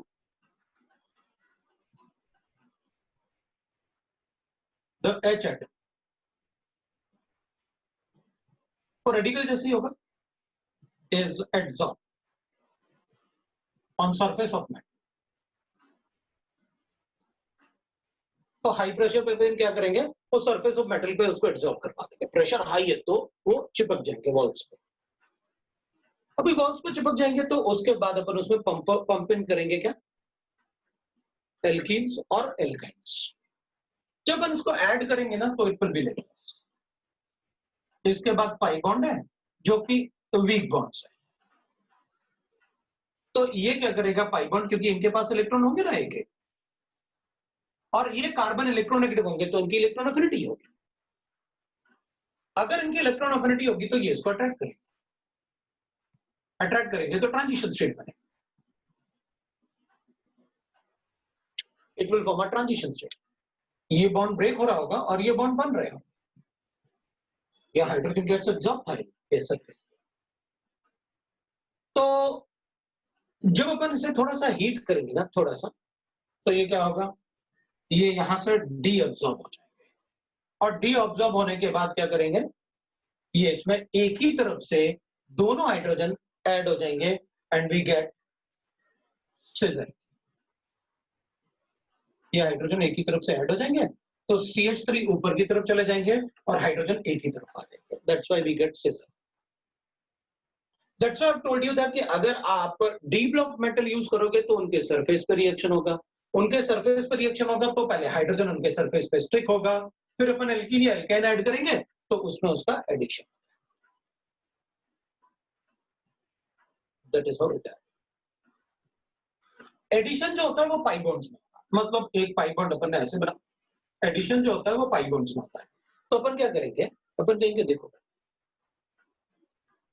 यहां पर क्या होगा, दो पाई बॉन्ड्स, एक पाई बॉन्ड ऐसे और एक पाई बॉन्ड ऐसे। Pi bonds are 90 degree to each other है। अगर ट्रिपल बॉन्ड है तो दो पाई बॉन्ड 90 डिग्री पे होते हैं एग्जैक्टली, वी नो दैट, क्योंकि अगर ये px से बना है तो ये py से बना होगा, ये px ओवरलैपिंग है तो ये py ओवरलैपिंग होगा, they are 90 degree to each other. तो अपन कहेंगे ठीक है भाई, इसको जब अपन एल्कीन को ऐड करेंगे तो जो हाइड्रोजन का एडिशन होता है वो आइदर इसमें हो जाएगा या फिर इसमें भी हो सकता है, दोनों में से किसी में भी हो सकता है, बट एक बॉन्ड रिड्यूस हो जाएगा। अब अपन ने कहा भाई एक बॉन्ड रिड्यूस हो गया, ये डबल बॉन्ड, ठीक है, मान लिया डबल बॉन्ड बन गया, तो ये डबल बॉन्ड बनेगा तो अपने पास क्या आएगा, एक पाई बॉन्ड तो अभी उसमें है। समझ में आया ना क्या किया अपन ने?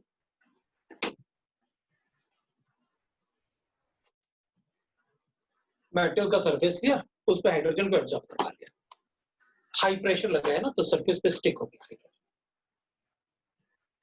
फिर हमने उसमें एल्काइन ऐड किया, तो एल्काइन ऐड करोगे तो उसमें पाई बॉन्ड ऐसे भी था, पाई बॉन्ड ऐसे भी था, जो पाई बॉन्ड ऐसे इसकी तरफ आएगा उसमें एडिशन हो जाएगा, वो डी एब्जॉर्ब होगा, एक्सोथर्मिक फिनोमेना, उसमें ओवरऑल एनर्जी लिबरेट होता है, वी नो दैट। थोड़ी देर पहले अपन ने पढ़ा भी था कि catalytic hydrogenation is a exothermic. ठीक है, तो अपन कहेंगे भाई ठीक है, वी गॉट द एल्कीन्स। अब अपन क्या करेंगे, हाइड्रोजन तो अभी उसमें है ही, और ऐड कर देते हैं, इसमें हाइड्रोजन और ऐड करेंगे। लेकिन अब अपन क्या करेंगे, अब कहेंगे भाई इसमें हाइड्रोजन को ऐड करना मुश्किल है इसके कंपैरिजन। वो क्यों, इसमें तो ट्रिपल बॉन्ड था, उसमें तो डबल बॉन्ड है, तो इसमें इजी क्यों होगा ऐड करना। तो अपन कहेंगे भाई उसमें इजी इसलिए था ऐड करना क्योंकि हाइड्रोजन को अपन यहां से भी ऐड कर सकते थे, यहां से भी ऐड कर सकते थे, कहीं से भी ऐड कर लो, दो पाई बॉन्ड है, लेकिन इसमें तो पाई बॉन्ड एक ही है ना, तो जो हाइड्रोजन इधर से अप्रोच कर रहे होंगे वो तो ऐड नहीं हो पाएंगे ना। तो इसका मतलब है मुझे हाइड्रोजन को कहां से लाना पड़ेगा एडिशन के लिए डबल बॉन्ड में, उस तरफ से जिस प्लेन में पाई बॉन्ड प्रेजेंट, मतलब प्रोबेबिलिटी फैक्टर अब अप्लाई हो रहा है, मतलब अब इसमें probability of addition of hydrogen is less ना, इसमें probability of hydrogen is more ना, addition of hydrogen is more ना, why it is so, because pi bond are perpendicular to each other. फिर पाई बॉन्ड इधर भी था, pi bond इधर भी था, हाइड्रोजन इधर से भी ऐड हो सकता है, हाइड्रोजन इधर से भी ऐड हो सकता है, इधर से भी ऐड हो सकता है, इधर से, और इसमें जिस प्लेन में पाई बॉन्ड होगा उसी प्लेन से अपन को हाइड्रोजन लाने पड़ेंगे। तो फिर इधर से आया तो एडिशन नहीं हो सकता। ओके, तो अपन ने पहले एक सेंटेंस लिखा है, तुम्हें याद होगा, alkenes are more reactive than alkynes except for the case of hydrogenation. मैंने उस टाइम आपको बोला भी, मैं आपको बताऊंगा why it is, alkenes are always more reactive than alkynes except for hydrogenation. Why it is so? Because hydrogenation में alkynes में दो pi bond है ना, which are perpendicular to each other, hydrogen कहीं से भी ऐड हो सकता है, लेकिन alkynes में जिस प्लेन में pi bond होगा उसी प्लेन से हाइड्रोजन को ऐड करना पड़ेगा आपको, नहीं तो रिडक्शन नहीं। तो फिर हमने यहां पर कैटलिस्ट को क्या रखा है, कर रखा है पॉइजन। हमने कैटलिस्ट को क्या कर रखा है, पॉइजन कर रखा है। यहां तो इजीली हो गया था रिडक्शन, लेकिन डबल बॉन्ड का रिडक्शन इजी नहीं है ट्रिपल बॉन्ड के कंपैरिजन। सो ये मुश्किल है इसका रिडक्शन, और हमने कैटलिस्ट को नेगेटिव बना रखा है, इसको पॉइजन कर रखा है, तो फिर उसका रिडक्शन आगे नहीं। तो फिर इस केस में जब आपने कैटलिस्ट को पॉइजन कर दिया, तो ट्रिपल बॉन्ड तो डबल बॉन्ड में कन्वर्ट हो जाएगा इजीली, बट उससे आगे रिएक्शन नहीं होगा। यहां आपने पॉइजन नहीं किया था तो बता दिया reduction. That was the reason कि जिस केस में आप डी ब्लॉक मेटल यूज करोगे, जिस केस में आप डी ब्लॉक मेटल यूज करोगे, मैं उसके सरफेस पे हाइड्रोजन एटम को एब्सॉर्ब कर पाऊंगा और फिर एक ही तरफ से पाई बॉन्ड में ऐड कर दूंगा। इसलिए एक ही तरफ से ऐड करने से सिन एडिशन होगा, और अगर सिन एडिशन होगा तो फिर हमें सिस एल्कीन मिलेगा। ये सब syn addition, that's why we get a cis. से किसी को भी कोई प्रॉब्लम नहीं होगा ये समझने में कि when we are adding hydrogen on the metal surface वो एब्सॉर्ब होगा, और डी एब्जॉर्प्शन में एक ही तरफ से पाई बॉन्ड में एडिशन होगा। भाई आइदर यहां से दोनों हाइड्रोजन एक ही तरफ से ऐड हो जाएंगे, या फिर दोनों हाइड्रोजन यहां से ऐड हो जाएंगे, बिकॉज हाइड्रोजन खुद आपस में ट्रांजिशन स्टेट में, तो there will be a formation of transition.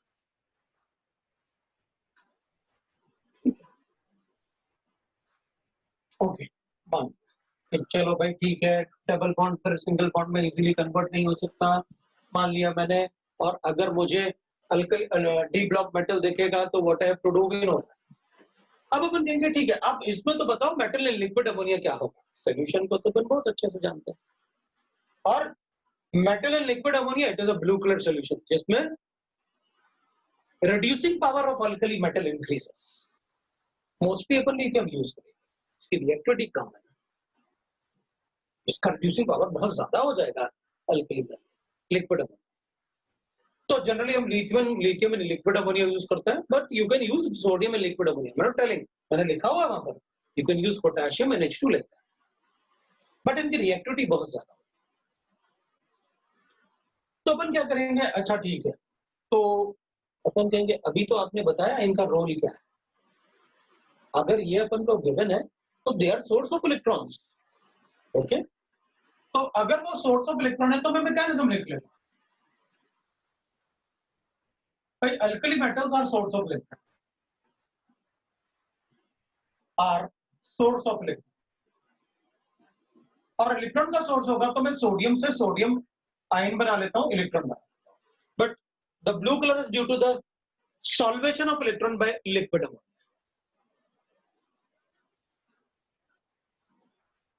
तो अपन कहेंगे ये electron will be attracted by sp hybridised, कहां पर, बिकॉज इलेक्ट्रॉन नेगेटिव एटम होंगे तो उनके इलेक्ट्रॉन एफिनिटी भी ज्यादा है। So those electrons are attracted, because अब हमारे पास सॉल्यूशन में इलेक्ट्रॉन है, these are source of electron. मैंने आपको बताया पूरा केमिस्ट्री में सोर्स ऑफ इलेक्ट्रॉन और सरफेस हेटेरोजेनियस कैक्टस कैसे अपन डिसाइड करेंगे। तो अपन कहेंगे ठीक है, these are source of electron, तो कार्बन का इलेक्ट्रॉन एफिनिटी है तो ये इस इलेक्ट्रॉन को अट्रैक्ट करेगा, तो ठीक है इलेक्ट्रॉन को अट्रैक्ट करेगा, लेकिन उसके पास पहले से ही 3-4 बॉन्ड है कार्बन के, तो अपन कहेंगे वीकेस्ट बॉन्ड को ब्रेक कर दो। तो चलो भाई ब्रेक, वीकेस्ट क्या, 2 पाई बॉन्ड है एक जैसे होंगे, ये वाले पाई बॉन्ड को ब्रेक। अगर मैं इस वाले पाई बॉन्ड को ब्रेक करूंगा तो ऐसे बना, these are sp hybridized, तो अपन कहेंगे भाई ऐसे बन जाएगा, फिर ये इस पे लोन पेयर आ गया, डबल बॉन्ड हो गया, और इधर एक इलेक्ट्रॉन हो गया। ऑब्वियस सी बात है ये इलेक्ट्रॉन और ये 2 इलेक्ट्रॉन दोनों को ही अपोजिट एंड पे होना चाहिए, because of the repulsion between the negative charge. यहां पर क्या होगा, ये नेगेटिव चार्ज बना इसका, इज द नेगेटिव चार्ज। तो अगर मैं इस ऑर्बिटल को भी यहां बनाता तो दोनों में मैसिव रिपल्शन। अगर अपन इस इलेक्ट्रॉन को इस ऑर्बिटल, अगर अपन कहते हैं नहीं भाई एक इलेक्ट्रॉन ऐड करो और इधर वाले को ऐसे शिफ्ट कर लो, तो ये ऑर्बिटल इधर बन गया और इलेक्ट्रॉन इधर, तो दोनों में रिपल्शन। रिपल्शन क्यों होता? Because they are electron. तो अपन को पता चल जाता भाई कैसे इलेक्ट्रोनेगेटिव अपन बता रहे हैं और कैसे अपन को रिएक्शन बता, राइट। तो अपन क्या कर रहे हैं, अपन ने क्या यूज किया, अपन इस वाले की बात करने लगे क्योंकि अब लिक्विड अमोनिया की बात कर रहे हैं ना अपन, तो अपन बताएंगे कि भाई इसमें कैसे मैकेनिज्म होगा। तो अपन ने कहा भाई मैकेनिज्म में क्या होगा, alkali metals are source of electron, we know that these are source of electron. वो इलेक्ट्रॉन देंगे तो कार्बन का इलेक्ट्रॉन एफिनिटी होता है, कार्बन इलेक्ट्रॉन जिस तरफ से अटैक करेगा पाई बॉन्ड उसके दूसरी तरफ ही बनेगा हमेशा, इज नेगेटिव चार्ज। तो अपन क्या करेंगे, अपन कहेंगे आप लिक्विड अमोनिया ऐड कर दो, अमोनिया ऐड करोगे तो इससे ये प्रोटॉन ले लेगा, तो what I got, I get like this CH3 C, इधर प्रोटॉन लेगा तो H आएगा, डबल बॉन्ड, इधर एक इलेक्ट्रॉन आएगा और ये CH3। फिर अपन सोडियम से एक इलेक्ट्रॉन देंगे क्योंकि वहां पर तो सोडियम मतलब विल हैव लाइक दिस, इसमें फिर आप इलेक्ट्रॉन ऐड करो, फिर आप इलेक्ट्रॉन ऐड करोगे तो विल गेट CH3, इधर H, इधर डबल बॉन्ड, इधर अपने पास नेगेटिव चार्ज आएगा, इधर CH3। ठीक है, फिर लिक्विड अमोनिया से ऐड कर लो, फिर अमोनिया से प्रोटॉन ऐड करोगे तो विल गेट दिस, तो इधर प्रोटॉन ऐड कर लिया, that is how we can write that.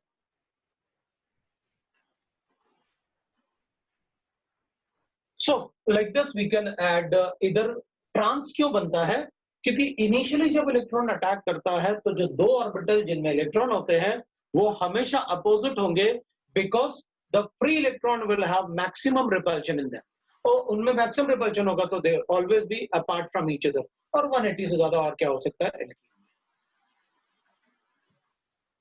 ठीक है, तो वो दोनों 180 पे, इसलिए फिर हमने अमोनिया से एक प्रोटॉन इसमें ऐड किया, वापस उसमें एक इलेक्ट्रॉन ऐड करके एक प्रोटॉन उसमें भी add, that is the production,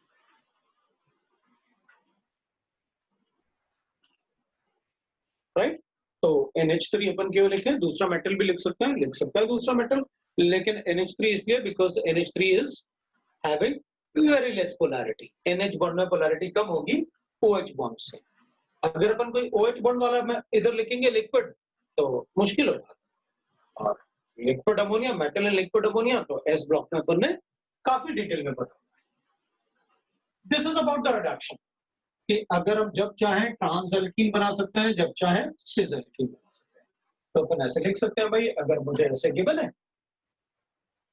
suppose मेरे पास गिवन है ऐसे, मेरे पास एक कंपाउंड है, ठीक है, और मेरे पास एक ऐसे,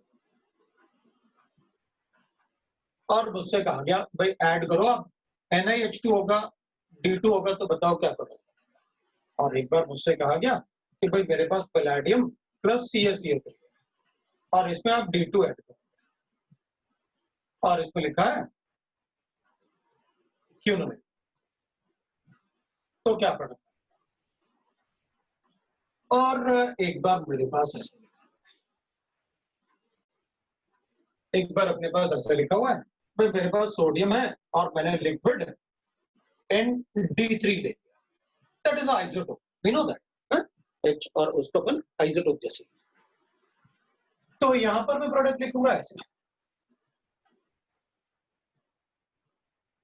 अब उसमें फर्क नहीं पड़ता अपन को, ऐसे लिख लो, आप एक ही तरफ ऐड करना है अपन को, हाइड्रोजन की जगह D लिख, और इधर CH, इधर भी D लिखूंगा, इधर भी CH और CH3 लिख देता हूँ, और D एक ही तरफ, दैट इज द बेटर। इसमें लिखूंगा तो राइट दैट, इसमें प्रोडक्ट लिखो, इसको अपन ऐसे कर, ऐसे कर, तो NiD2 है तो ये D, मैंने ना डबल बॉन्ड भी ले लिया और ट्रिपल बॉन्ड भी ले लिया, दोनों लेते हैं, तो किस केस में कैसे प्रोडक्ट लिखना है बता देंगे। भाई दोनों ही रिड्यूस हो रहे हैं तो फिर फायदा क्या, दोनों ही डबल बॉन्ड होंगे तो फिर फायदा क्या उसका। फिर अपन लिखेंगे, इसमें अगर ऐसे लिखना है तो अपन कहेंगे पर डबल बॉन्ड इसमें रिड्यूस नहीं होता, इसमें से ट्रिपल बॉन्ड रिड्यूस होगा, वो भी अपन को क्या मिलेगा, सिन एडिशन, तो विल राइट इधर क्या हो जाएगा D डबल, इधर CH3, इधर लो सिन एडिशन, और इधर लिखेंगे तो इधर ऐसे रिएक्शन हो जाएगा, डबल बॉन्ड तो रिड्यूस होता नहीं है, इसमें भी और इसमें भी अभी लिखा हुआ, तो इसमें डबल बॉन्ड है, आप डी ऐसे लिख लो, एक डी इधर लिखो, एक डी इधर लिखो और इस पे लिखो, ये प्रोडक्ट बन गया। इसमें ट्रांस लिखा, इसमें सिस लिखा, उसमें उसमें तो कुछ नहीं कर सकते, उसमें तो डबल बॉन्ड ट्रिपल बॉन्ड सभी रिड्यूस होता है, तो कैटालिटिक हाइड्रोजनेशन है। तो अपन को पता चल गया कि कैसे अपन को रिडक्शन प्रोडक्ट लिखना। That is about the reaction. ये कैटालिटिक हाइड्रोजनेशन था।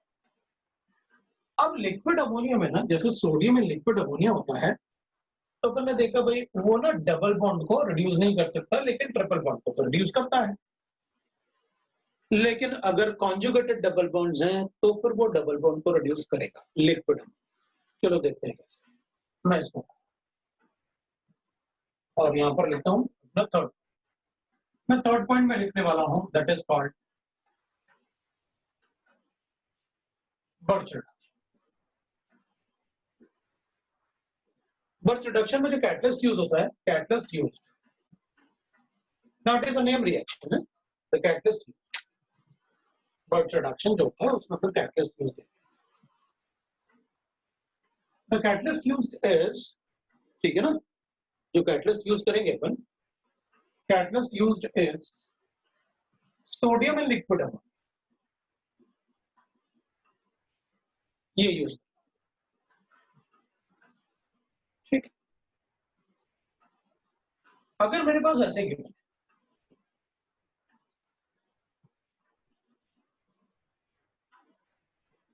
तो फिर कहेंगे कोई प्रॉब्लम ही नहीं, मुझे तो ऐसे बनाना। ट्रांस एल्कीन में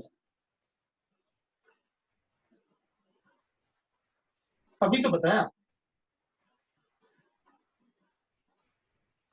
और अगर मुझे ऐसे गिवन,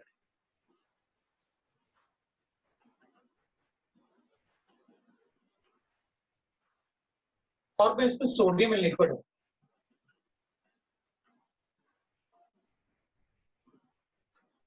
अगर ऐसे किया तो फिर मैं ऐसे करूंगा,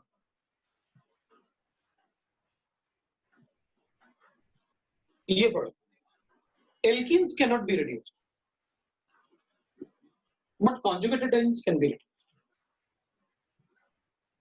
तो अपन कहेंगे अच्छा ये कैसे हो गया, तो अपन कहेंगे ठीक है, कैटलिस्ट क्या है, sodium, okay, source of liquid, ठीक है। मैकेनिज्म की बात कर रहे हैं, सोडियम है, अब लिखने की जरूरत नहीं, आई हैव इलेक्ट्रॉन, मतलब बार बार ऐसे अपन कुछ कुछ पार्ट को ना शॉर्टकट कर देंगे कि बार बार लिखने की जरूरत नहीं। We know that sodium liquid ammonia source of electron है। इलेक्ट्रॉन है तो मैं इस इलेक्ट्रॉन को CH2 double bond CH double bond CH2 इसका ऐसे रिएक्ट करूंगा, इस पर अटैक करेगा, इधर आएगा और इधर आएगा। ये इस पर अटैक क्यों किया, क्योंकि sp2 था ना, सारे ही sp2 चाहिए, सारे के सारे इलेक्ट्रोनेगेटिव है देन अदर कार्बन एटम। तो अगर ऐसे अटैक करेगा, तो जब ये इस पर अटैक करेगा तो इस पर नेगेटिव चार्ज करेगा, लेकिन वो क्या होगा, अनस्टेबल, तो वो ना डिलोकलाइज होके इधर आ जाएगा, इस वाले का मतलब जब उसने अटैक किया होगा तो ऐसे बन गया, ये इलेक्ट्रॉन आ गया अपने पास अटैक होके, तो और इसके पास क्या आ जाएगा, नेगेटिव चार्ज, फिर इधर क्या आ गया, नेगेटिव चार्ज आ गया, तो इधर CH डबल बॉन्ड CH2 हो जाएगा।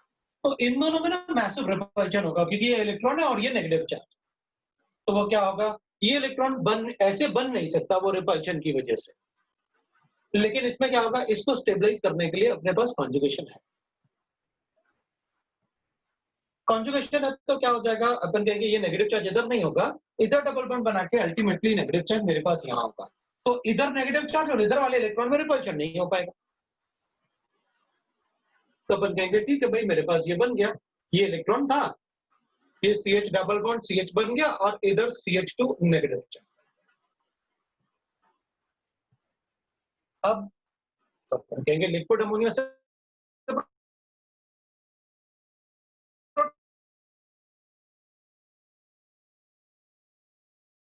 प्रोटॉन दे दो, ये नेगेटिव चार्ज की जगह, तो अपन कहेंगे भाई इधर NH2 रेडिकल हो गया, डबल बॉन्ड CH2 D,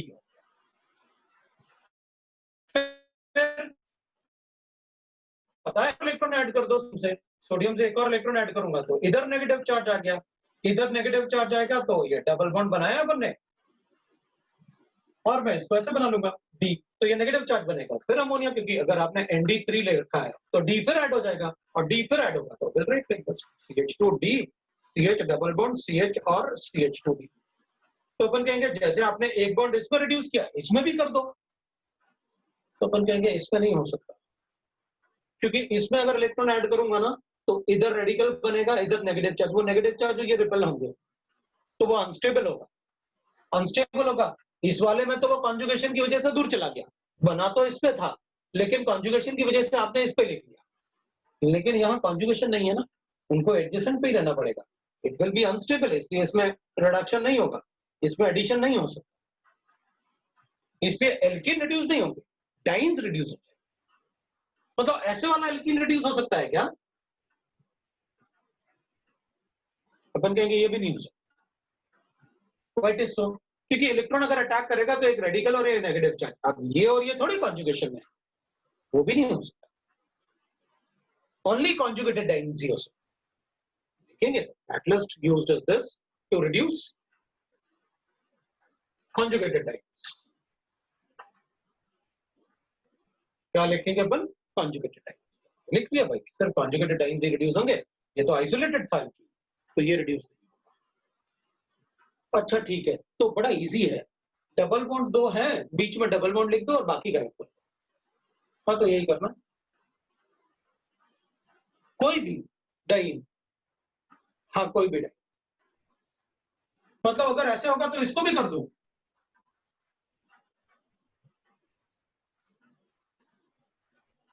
हाँ इसको भी कर,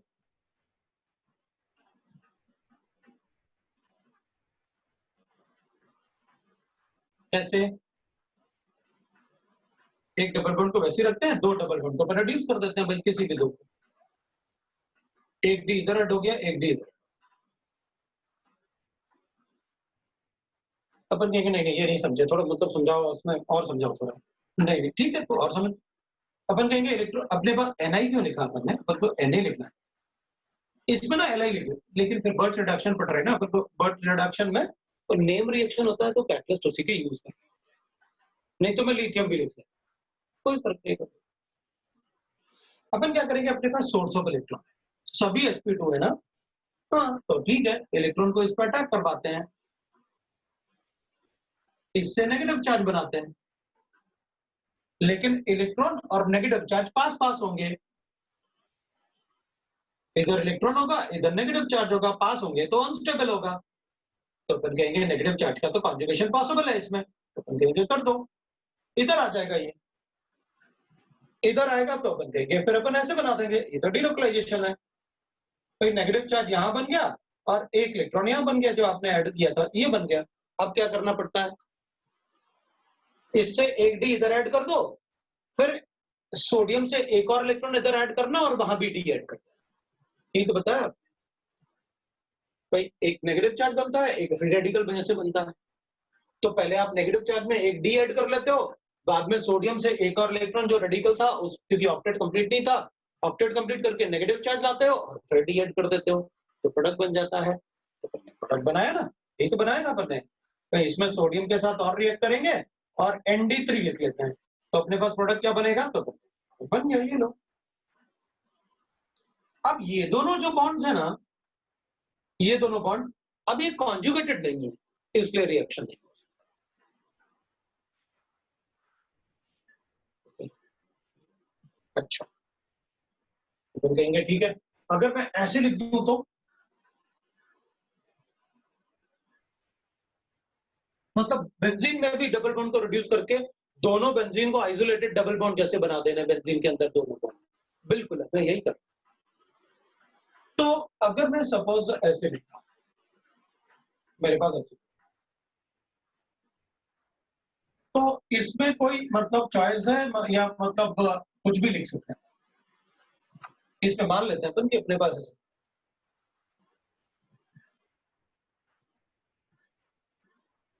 तो अपन कहेंगे ठीक है, इधर सोडियम और ND3 कर लेता हूं, यू नो दैट अगर NH3 होगा तो आप D की बात नहीं करोगे, वहां हाइड्रोजन की बात करोगे। अपन क्या करेंगे, अपन कहेंगे देखो भाई इस बेंजीन में ना विट्राइन ग्रुप और इसके मैकेनिज्म में नेगेटिव चार्ज बनता है, तो मैं क्या करूंगा, मैं रिएक्शन ऐसे करूंगा कि वो नेगेटिव चार्ज ज्यादा स्टेबल, क्योंकि ये इंटरमीडिएट है ना। तो अपन क्या करेंगे, अपन कहेंगे देखो आप नेगेटिव चार्ज को ऐसे बनाओ कि जिस कार्बन से NO2 अटैच्ड है रिंग में उस पे नेगेटिव चार्ज आता है, उसकी स्टेबिलिटी बहुत ज्यादा होती है ना। ठीक है, अब मैं क्या करता हूं, ऐसे मेरे पास यहां अटैक करूंगा तो रेडिकल यहां बनेगा, नेगेटिव चार्ज यहां बनेगा, गलत। तो ये दिखाते हो अपन, जहां आप इलेक्ट्रॉन को अटैक करोगे उसके अपोजिट पोजीशन मतलब पैरा टाइप पोजीशन पे बनता है रेडिकल और negative charge, para type position. अच्छा, तो फिर सीधा उसके पैरा पे अटैक कर दो ना, ताकि नेगेटिव चार्ज उस कार्बन पे आ जाए जिस पे NO2 अटैच्ड है। तो कर लो, मैं तो बता रहा था कि ऐसे भी कर सकते हैं, मेरी मर्जी, मैं तो ऐसे करूंगा। अब बताऊंगा कि ये गलत है भाई, फिर से करो। ठीक है, तो इसका मतलब ये है कि इसको देख के मुझे पता चल रहा है कि इधर NO2 बनाना है और इधर रेडिकल, तो मुझे पैरा पोजीशन पे मतलब इसके पैरा पे अटैक करवा देना चाहिए। तो इधर ऐसे बना के तो नेगेटिव चार्ज इसको बना लेंगे, ठीक है प्लेस को, तो बनाओ, ये लो, that negative charge will be stable. ये स्टेबल होगा, यहाँ डबल बॉन्ड है, यहाँ डबल बॉन्ड है, यहाँ रेडिकल।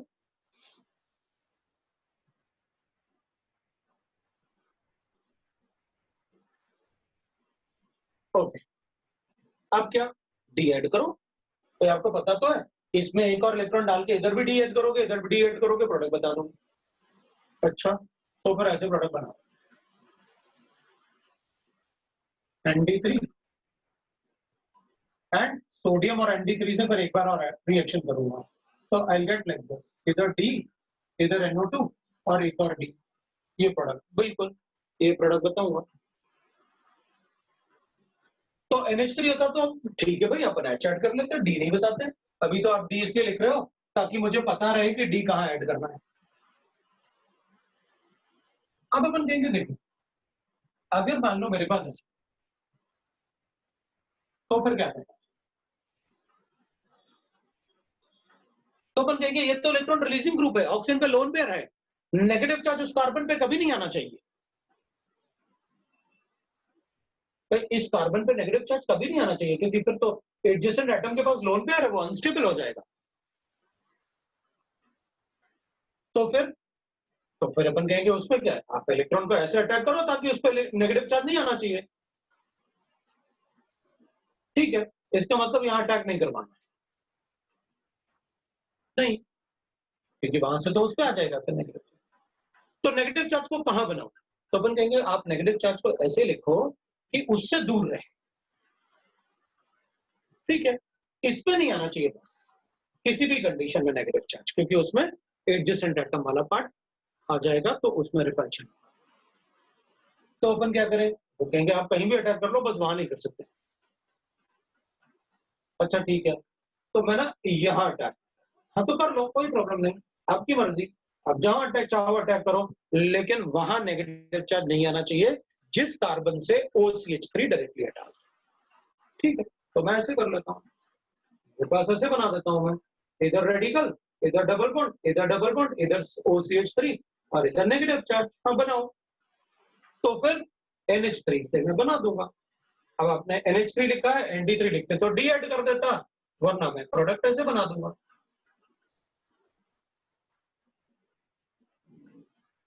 ये लो, प्रोडक्ट बन गया अपने पास, ये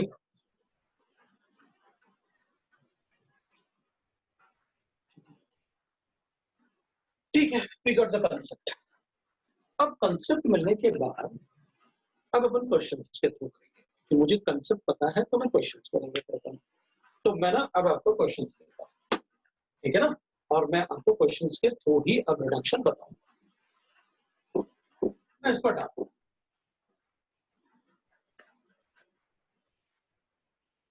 वैसे मैं एक बात और बता सकता हूँ, पता बिना इलेक्ट्रोनेगेटिव कार्बन बिकॉज अगर विड्रॉइंग ग्रुप है ना, और मुझे अगर चांस मिलेगा ना, तो मैं इन दोनों कार्बन का इलेक्ट्रोनेगेटिविटी, इस कार्बन का इलेक्ट्रोनेगेटिविटी हटा दूंगा, इसको इलेक्ट्रोनेगेटिव नहीं होना चाहिए अगर चांस मिलता है तो। मुझे चांस मिला एक डबल बॉन्ड को रिड्यूस करने, मैंने इसी को कर दिया।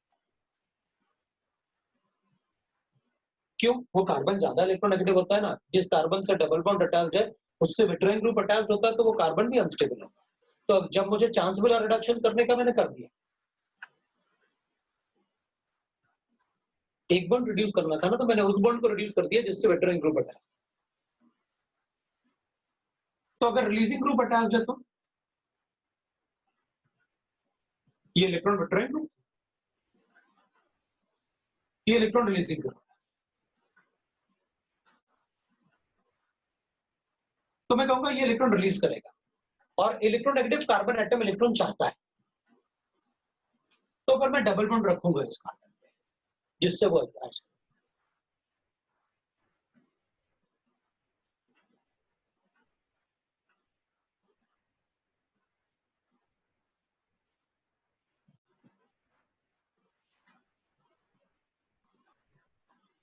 राइट?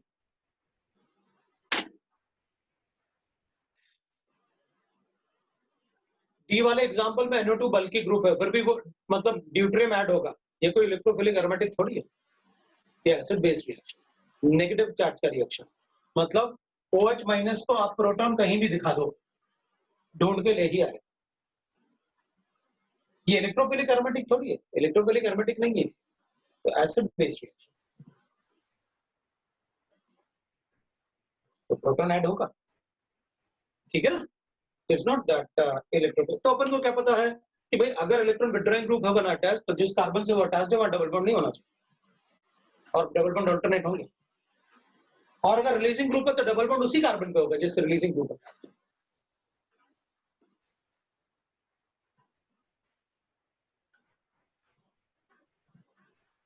ठीक है, तो चलो फिर मेरे पास ऐसे करता हूं।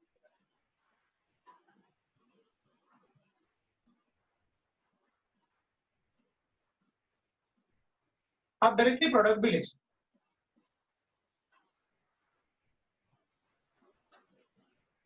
हो, आप डायरेक्टली प्रोडक्ट लिख सकते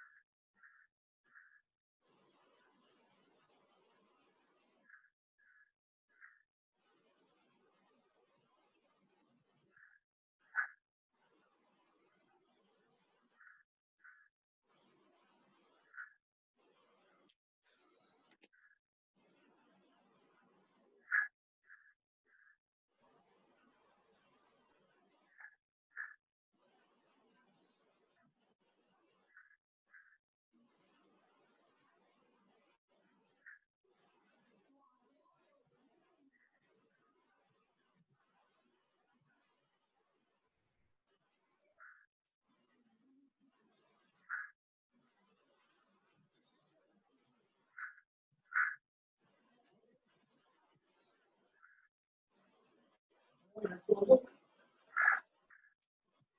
ना, मेरे ख्याल से काफी टाइम दे दिया मैंने आपको, है ना। शुरू कर। अच्छा देख, मतलब व्हाट आई थिंक था कि मतलब ये 4 क्वेश्चन भी आपने किए हैं तब भी मेरे लिए काफी है, ठीक है ना। बाकी मैं थोड़ा सा कंसेप्ट की है तो मैं बताऊंगा। इसमें तो रिलीजिंग ग्रुप है, इसमें डबल बॉन्ड होना चाहिए रखा, तो फिर अल्टरनेटिव क्या है?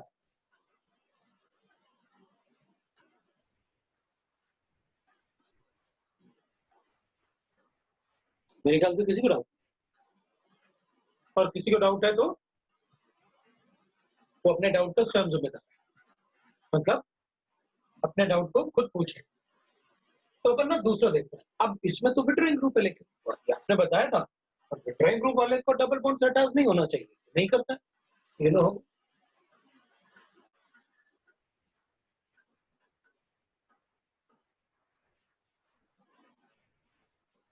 थर्ड वाले की बात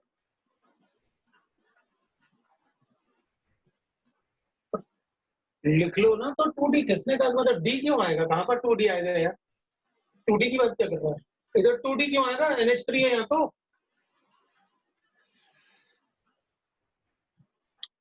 समझ में आया? किसी को डाउट है तो बताओ। फर्स्ट में लिखा तो है 2D, एक डी इधर और एक डी इधर, 2D क्या आएगा, क्या बोल रहा है 2D। अब तो 3D का जमाना है। फर्स्ट में नहीं विक्रम भाई, इसमें इसको ट्वाइस वाइज लिखने की जरूरत नहीं है। इधर एक हाइड्रोजन है ना पहले से, हाइड्रोजन होगा तो हाइड्रोजन रहेगा, डी तो एक ही ऐड होगा ना, नेगेटिव चार्ज एक हुआ ना, तो वहां डी तो एक ही आएगा, ठीक है ना। चलते, पहले मैंने ना, ठीक है ना, पहले अपन ने ना इसमें ट्रिपल बॉन्ड को डबल बॉन्ड में कन्वर्ट किया, ट्रिपल बॉन्ड और मोर इजीली रेड्यूस। अच्छा, कर दिया,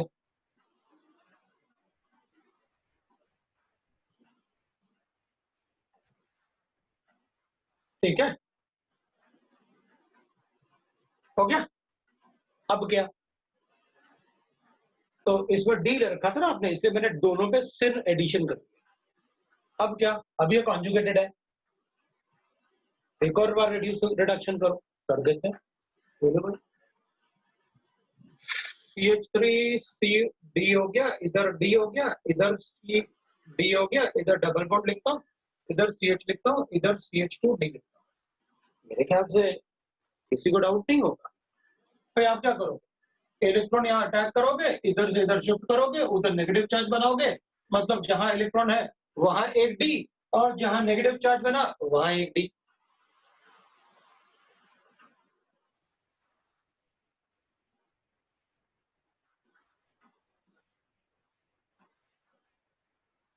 वीडियो ब्लर हो रहा है,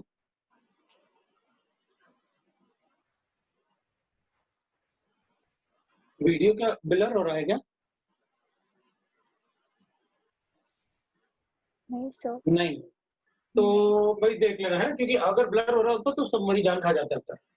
तो हाँ कोई बात नहीं, अपन इसको ऐसे लिख लेंगे, मैंने तो दोनों पे डी लिखा था, इससे ऐसे लिखा, अपन ये लिख लेते हैं, ये लो बस। मतलब मुझे तो दोनों पे डी लिखना था इसलिए, लेकिन मुझे ट्रांस लिखना चाहिए क्योंकि sodium liquid ammonia it will be a trans, लेकिन वहां सीजो ट्रांस नहीं बच रहा था ना, वो गायब ही हो जा रहा, इसलिए मैंने उस पर ध्यान नहीं दिया, सीजो। लेकिन अगर स्टीरियो केमिस्ट्री अपन से प्रोडक्ट में पूछेंगे तो अपन पूरा ध्यान रखेंगे शुरू से ही कि स्टीरियो केमिस्ट्री लेके चलना चाहिए, राइट। चलो दूसरा, अब इसकी बात करते हैं। तो इसमें क्या करें अपन, तो अपन कहेंगे पहले इसको डबल बॉन्ड में कन्वर्ट कर लेते हैं, उसके बाद दो बॉन्ड बचेंगे तो कॉन्जुगेशन करके बना दो, यही बनेगा जैसे ये बना हुआ है। तो इसको ऐसे लिख दो, इसको ऐसे लिख दिया आपने, यही तो किया आपने, और क्या किया, कुछ और किया क्या? तो अपन कहेंगे भाई नहीं किया, तो फिर अपन लिख देते हैं ऐसे, ये लो इसका प्रोडक्ट आ गया अपने पास, मैं प्रोडक्ट लिख दूं इसका डायरेक्टली, तो ये इसका प्रोडक्ट है।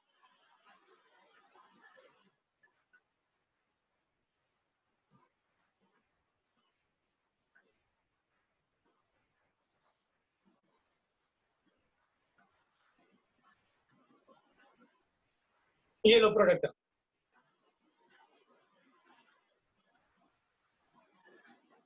अपन कहेंगे एसिड। अरे भाई ये तो एसिडिक हाइड्रोजन एटम है, वो हाइड्रोजन एटम जो sp कार्बन एटम से है। ये तो सोडियम है, अगर RMgX होता तब भी इसको हटा लेता मैं एसिड बेस रिएक्शन से। तो एसिटिलीन है, the terminal alkynes which are acidic in nature, इधर तो टर्मिनल अल्काइन नहीं, एसिडिक हाइड्रोजन एटम कहीं भी नहीं था। वो एल्काइन, वो CH बॉन्ड जो sp हाइब्रिडाइज्ड कार्बन से हाइड्रोजन अटैच्ड है, there will be a terminal alkyne.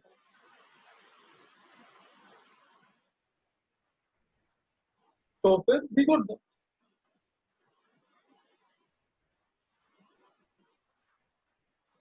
उनको ध्यान रखना पड़ेगा, इसमें एसिड बेस रिएक्शन होगा तो करना पड़ेगा अपन को एसिड बेस। यहाँ पर टर्मिनल अल्काइन है, इसमें तो एसिडिक हाइड्रोजन एटम है, तो मेटल के साथ, वो भी अल्कली मेटल, फिर तो हाइड्रोजन लिबरेट करेगा ही करेगा एसिड के साथ। वीक एसिड होता है तब भी कर देता है वो,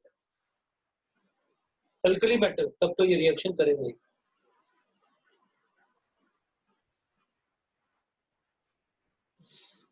ठीक है, तो अपन को यह ध्यान रखना पड़ेगा, ठीक है। ट्रिपल बॉन्ड यहाँ पर अंदर था ना, इसलिए मैंने उसको चेंज करके ऐसे लिखा कि ऐसा ना हो अपन वो गलती कर दें, चलो ट्रिपल बॉन्ड है सबने ऐसे बताया था, कर देते हैं रिडक्शन, गड़बड़ हो जाएगी सब। अब इसकी बात ना, इसको हटा,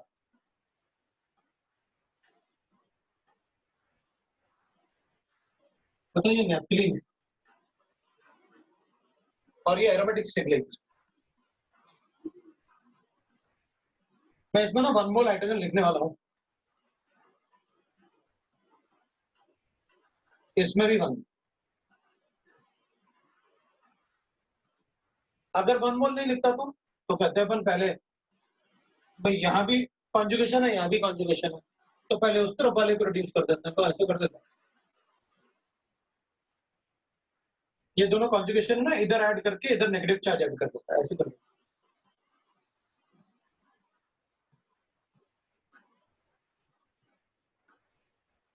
और बाद में फिर इधर इधर भी ऐड करता और इधर ऐड करके ऐसे बना,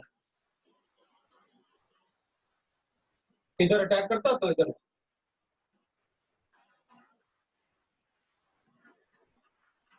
अब तीनों बॉन्ड्स आपस में कॉन्जुगेटेड नहीं है, तो प्रोडक्ट बना। अब मैं प्रोडक्ट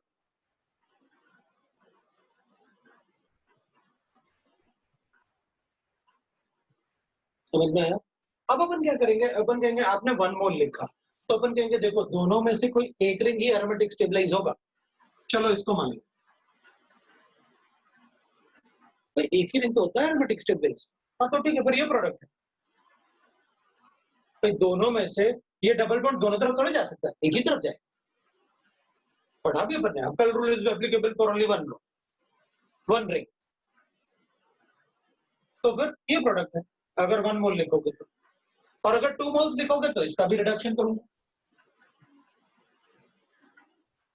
तो प्रोडक्ट लिख दो। अपन कहेंगे ND3 है ना, इधर एक बार डी लिखा, इधर एक बार डी लिखा, फिर एक बार डी तो पहले से इधर था ही, जब इसको रिड्यूस किया तो एक बार डी इधर आया, एक बार डी इधर आया, ये प्रोडक्ट। अगर 1 मोल लिखते तो एक ही रिडक्शन करता, ये वाले रिंग को एरोमेटिक अज्यूम करके कुछ नहीं करता, और इस तरफ वाले डबल बॉन्ड से पहले एडिशन कर लिया, ये रिंग एरोमेटिक।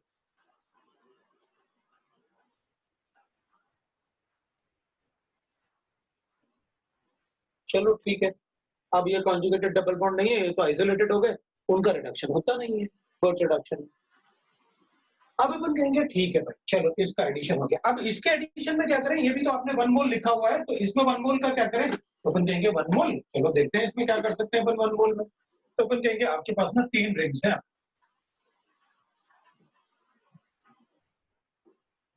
क्या करूं, ये रिंग तो एरोमेटिक है, इन्हीं डबल बॉन्ड को चूज कर लेते हैं 1 मोल में। कैसे चूज करें फिर, तो अपन कहेंगे ठीक है भाई ऐसे चूज कर लो,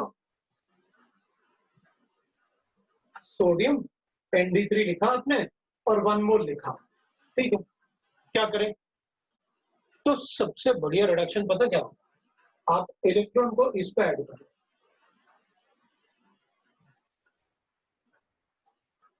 इस पे ऐड करने से क्या होगा, तो अपन कहेंगे देखो इस पे ऐड करने से ना क्या बना,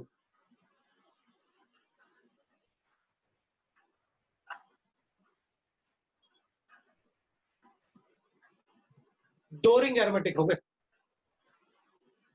पहले ये एरोमेटिक था, ये सिर्फ बॉन्ड कॉन्जुगेशन में थे 4 बॉन्ड, अब 2 रिंग एरोमेटिक हो गए।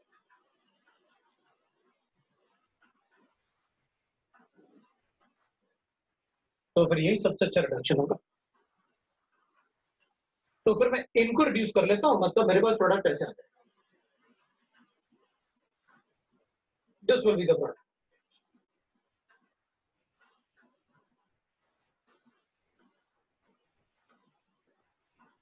ये प्रोडक्ट, अगर मैं इनको रिड्यूस करता ना, इसको यहां शिफ्ट करके और इधर नेगेटिव चार्ज, इसको रिड्यूस करता ना, तो फिर अभी भी वो रिंग एरोमेटिक नहीं होता, रिंग तो एक ही एरोमेटिक होता, और ये ज्यादा स्टेबल प्रोडक्ट है इससे, तो अपन को यही बनाना चाहिए।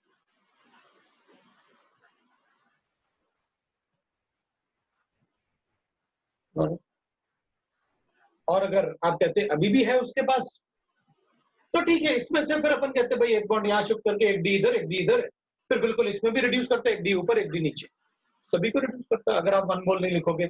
लेकिन अपन को एक बात अच्छा है, 1 मोल लिखने से ज्यादा अच्छा प्रोडक्ट मिल रहा है, अपन को ज्यादा अच्छा कंसेप्ट पूछ पा रहे हैं, रादर देन अपन सारे रिड्यूस कर,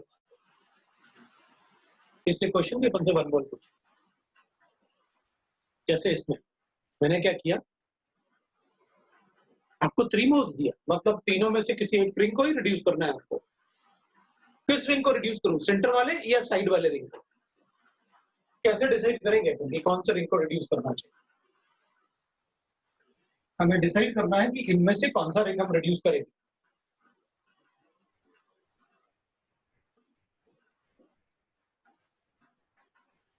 तो अपन कहेंगे देखो, जैसे इसमें ना अपन बोलते हैं ना, ये रिंग एरोमेटिक है, ये बॉन्ड्स ट्रांस एनुलर बॉन्ड्स, इस रिंग का जैसे बेंजीन होता है ना, बेंजीन इज एरोमेटिक, ये भी एरोमेटिक। बेंजीन का रेजोनेंस एनर्जी कितना होता है? 36, और इसका रेजोनेंस एनर्जी कितना होता है? 60 किलो कैलोरीज, मतलब इसमें 24 ऐड किया ना, ये दोनों बॉन्ड की वजह से। अगर दोनों रिंग एरोमेटिक होते तो आप 72 लिखते।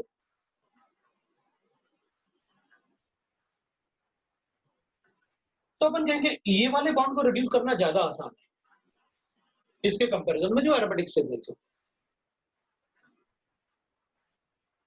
तो अपन कहेंगे फिर ये बॉन्ड इसके एरोमेटिसिटी, क्योंकि लेकिन कॉन्जुगेशन में तो जाते ही है,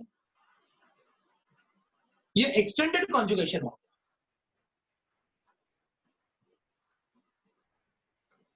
तो अपन क्या करेंगे, अभी इसमें क्या हो रहा है, ये सभी रिंग के डबल बॉन्ड्स आपस में कॉन्जुगेशन है, मतलब इसमें भी साइक्लिक डिलोकलाइजेशन है, इसमें भी साइक्लिक है, इसमें भी साइक्लिक डिलोकलाइजेशन है, इसमें भी है।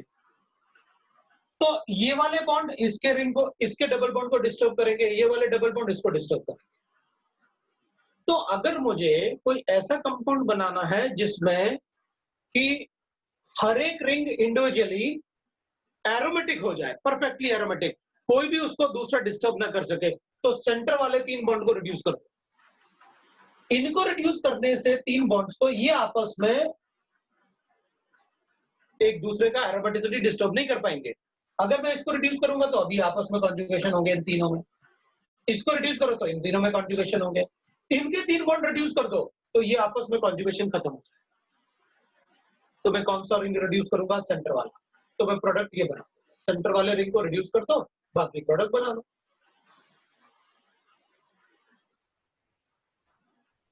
बाकी आपके पास क्या आ जाएगा? इट विल बी एरोमेटिक बन गया बाकी अपने पास। बाकी आप बना दो भाई, ये प्रोडक्ट बन गया।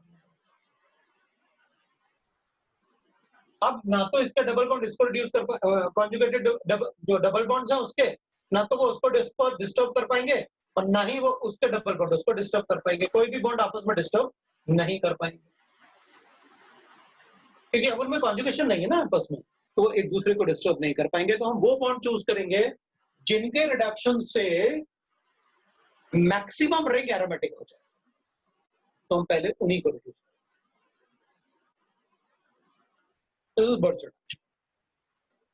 The reduction of alkenes and alkynes.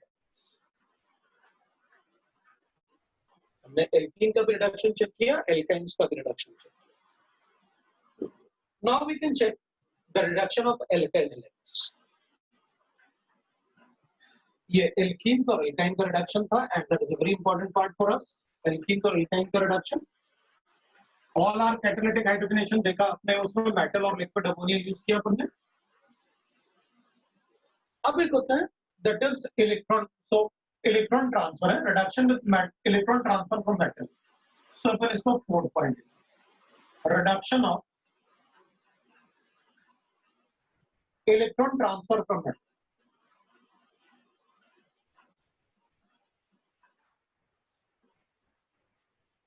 वैसे ये रिडक्शन ना एल्काइल हैलाइड्स में होता है, किसमें होगा? एल्काइल हैलाइड्स में, इन एल्काइल हैलाइड्स और इन पोलर बॉन्ड्स, या तो फिर इनको एल्काइल हैलाइड्स बोलते हैं या फिर इनको पोलर बॉन्ड्स। तो जैसे मेरे पास में एल्काइल हैलाइड है ना, ऐसे ये पोलर बॉन्ड, इस पे डेल्टा नेगेटिव है, इस पे डेल्टा पॉजिटिव, मैं इसको जिंक के साथ रिएक्ट करूं और इसमें एक पोलर सॉल्वेंट ले लूं, तो मेरे पास जो प्रोडक्ट बनेगा ना, that product will be RH plus will get ZnC, alkane बनते हैं, that is the addition of hydrogen ना, इट रिड्यूसेस रिडक्शन बनाओ। अपन कहेंगे ये रिडक्शन कैसे किया आपने, तो अपन कहेंगे देखो भाई आइडिया तो मुझे है कैसे किया, क्यों? सोर्स ऑफ इलेक्ट्रॉन आपने बताया ना, तो इलेक्ट्रॉन ट्रांसफर लिखा ही था, और अपन को पता है, आप नहीं भी लिखते तब भी मुझे पता है कैसे, जिंक दिख रहा है, it is a source of electron. अच्छा, तो मैकेनिज्म अगर आप पूछना चाहो तो अपन ऐसे कर देंगे, भाई जिंक है, मैंने इसको सोर्स ऑफ इलेक्ट्रॉन अचीव कर दिया, है ना, थोड़ा नीचे इसलिए लिख रहा हूं कि मैं यहाँ पर और भी लिख सकता हूँ, इसके अलावा मैं सोडियम एंड एथेनॉल भी लिख सकता हूँ। अब लिक्विड अमोनिया नहीं है, वो इज बॉन्ड, मैं सोडियम और कॉपर का एलॉय लेके भी इथेनॉल लिख सकता हूँ, लाइक दैट। तो मैं जिंक से ना 2 इलेक्ट्रॉन ले लेता हूँ और जिंक आयन बना देता हूँ। लो भाई, आपने जिंक आयन बनाया और 2 इलेक्ट्रॉन ले, अब मैं 2 इलेक्ट्रॉन को क्या करूंगा, इलेक्ट्रॉन का सोर्स था ना अपने पास, तो जो भी आपके पास सबस्ट्रेट होगा उसमें क्या करोगे, इलेक्ट्रॉन ऐड करोगे। अब अपन मान लो ऐसे करते हैं, अपन को पता है हेटेरोलाइटिक बॉन्ड हमेशा इलेक्ट्रोनेगेटिव एटम की तरफ ही ब्रेक होगा, तो अपने पास R पॉजिटिव आया और Cl नेगेटिव आया, लेकिन R पॉजिटिव आया, मैंने एक पॉजिटिव चार्ज के बदले 2 इलेक्ट्रॉन ऐड किए, इसमें भी नेगेटिव सोर्स ऑफ इलेक्ट्रॉन हो गया मेरा।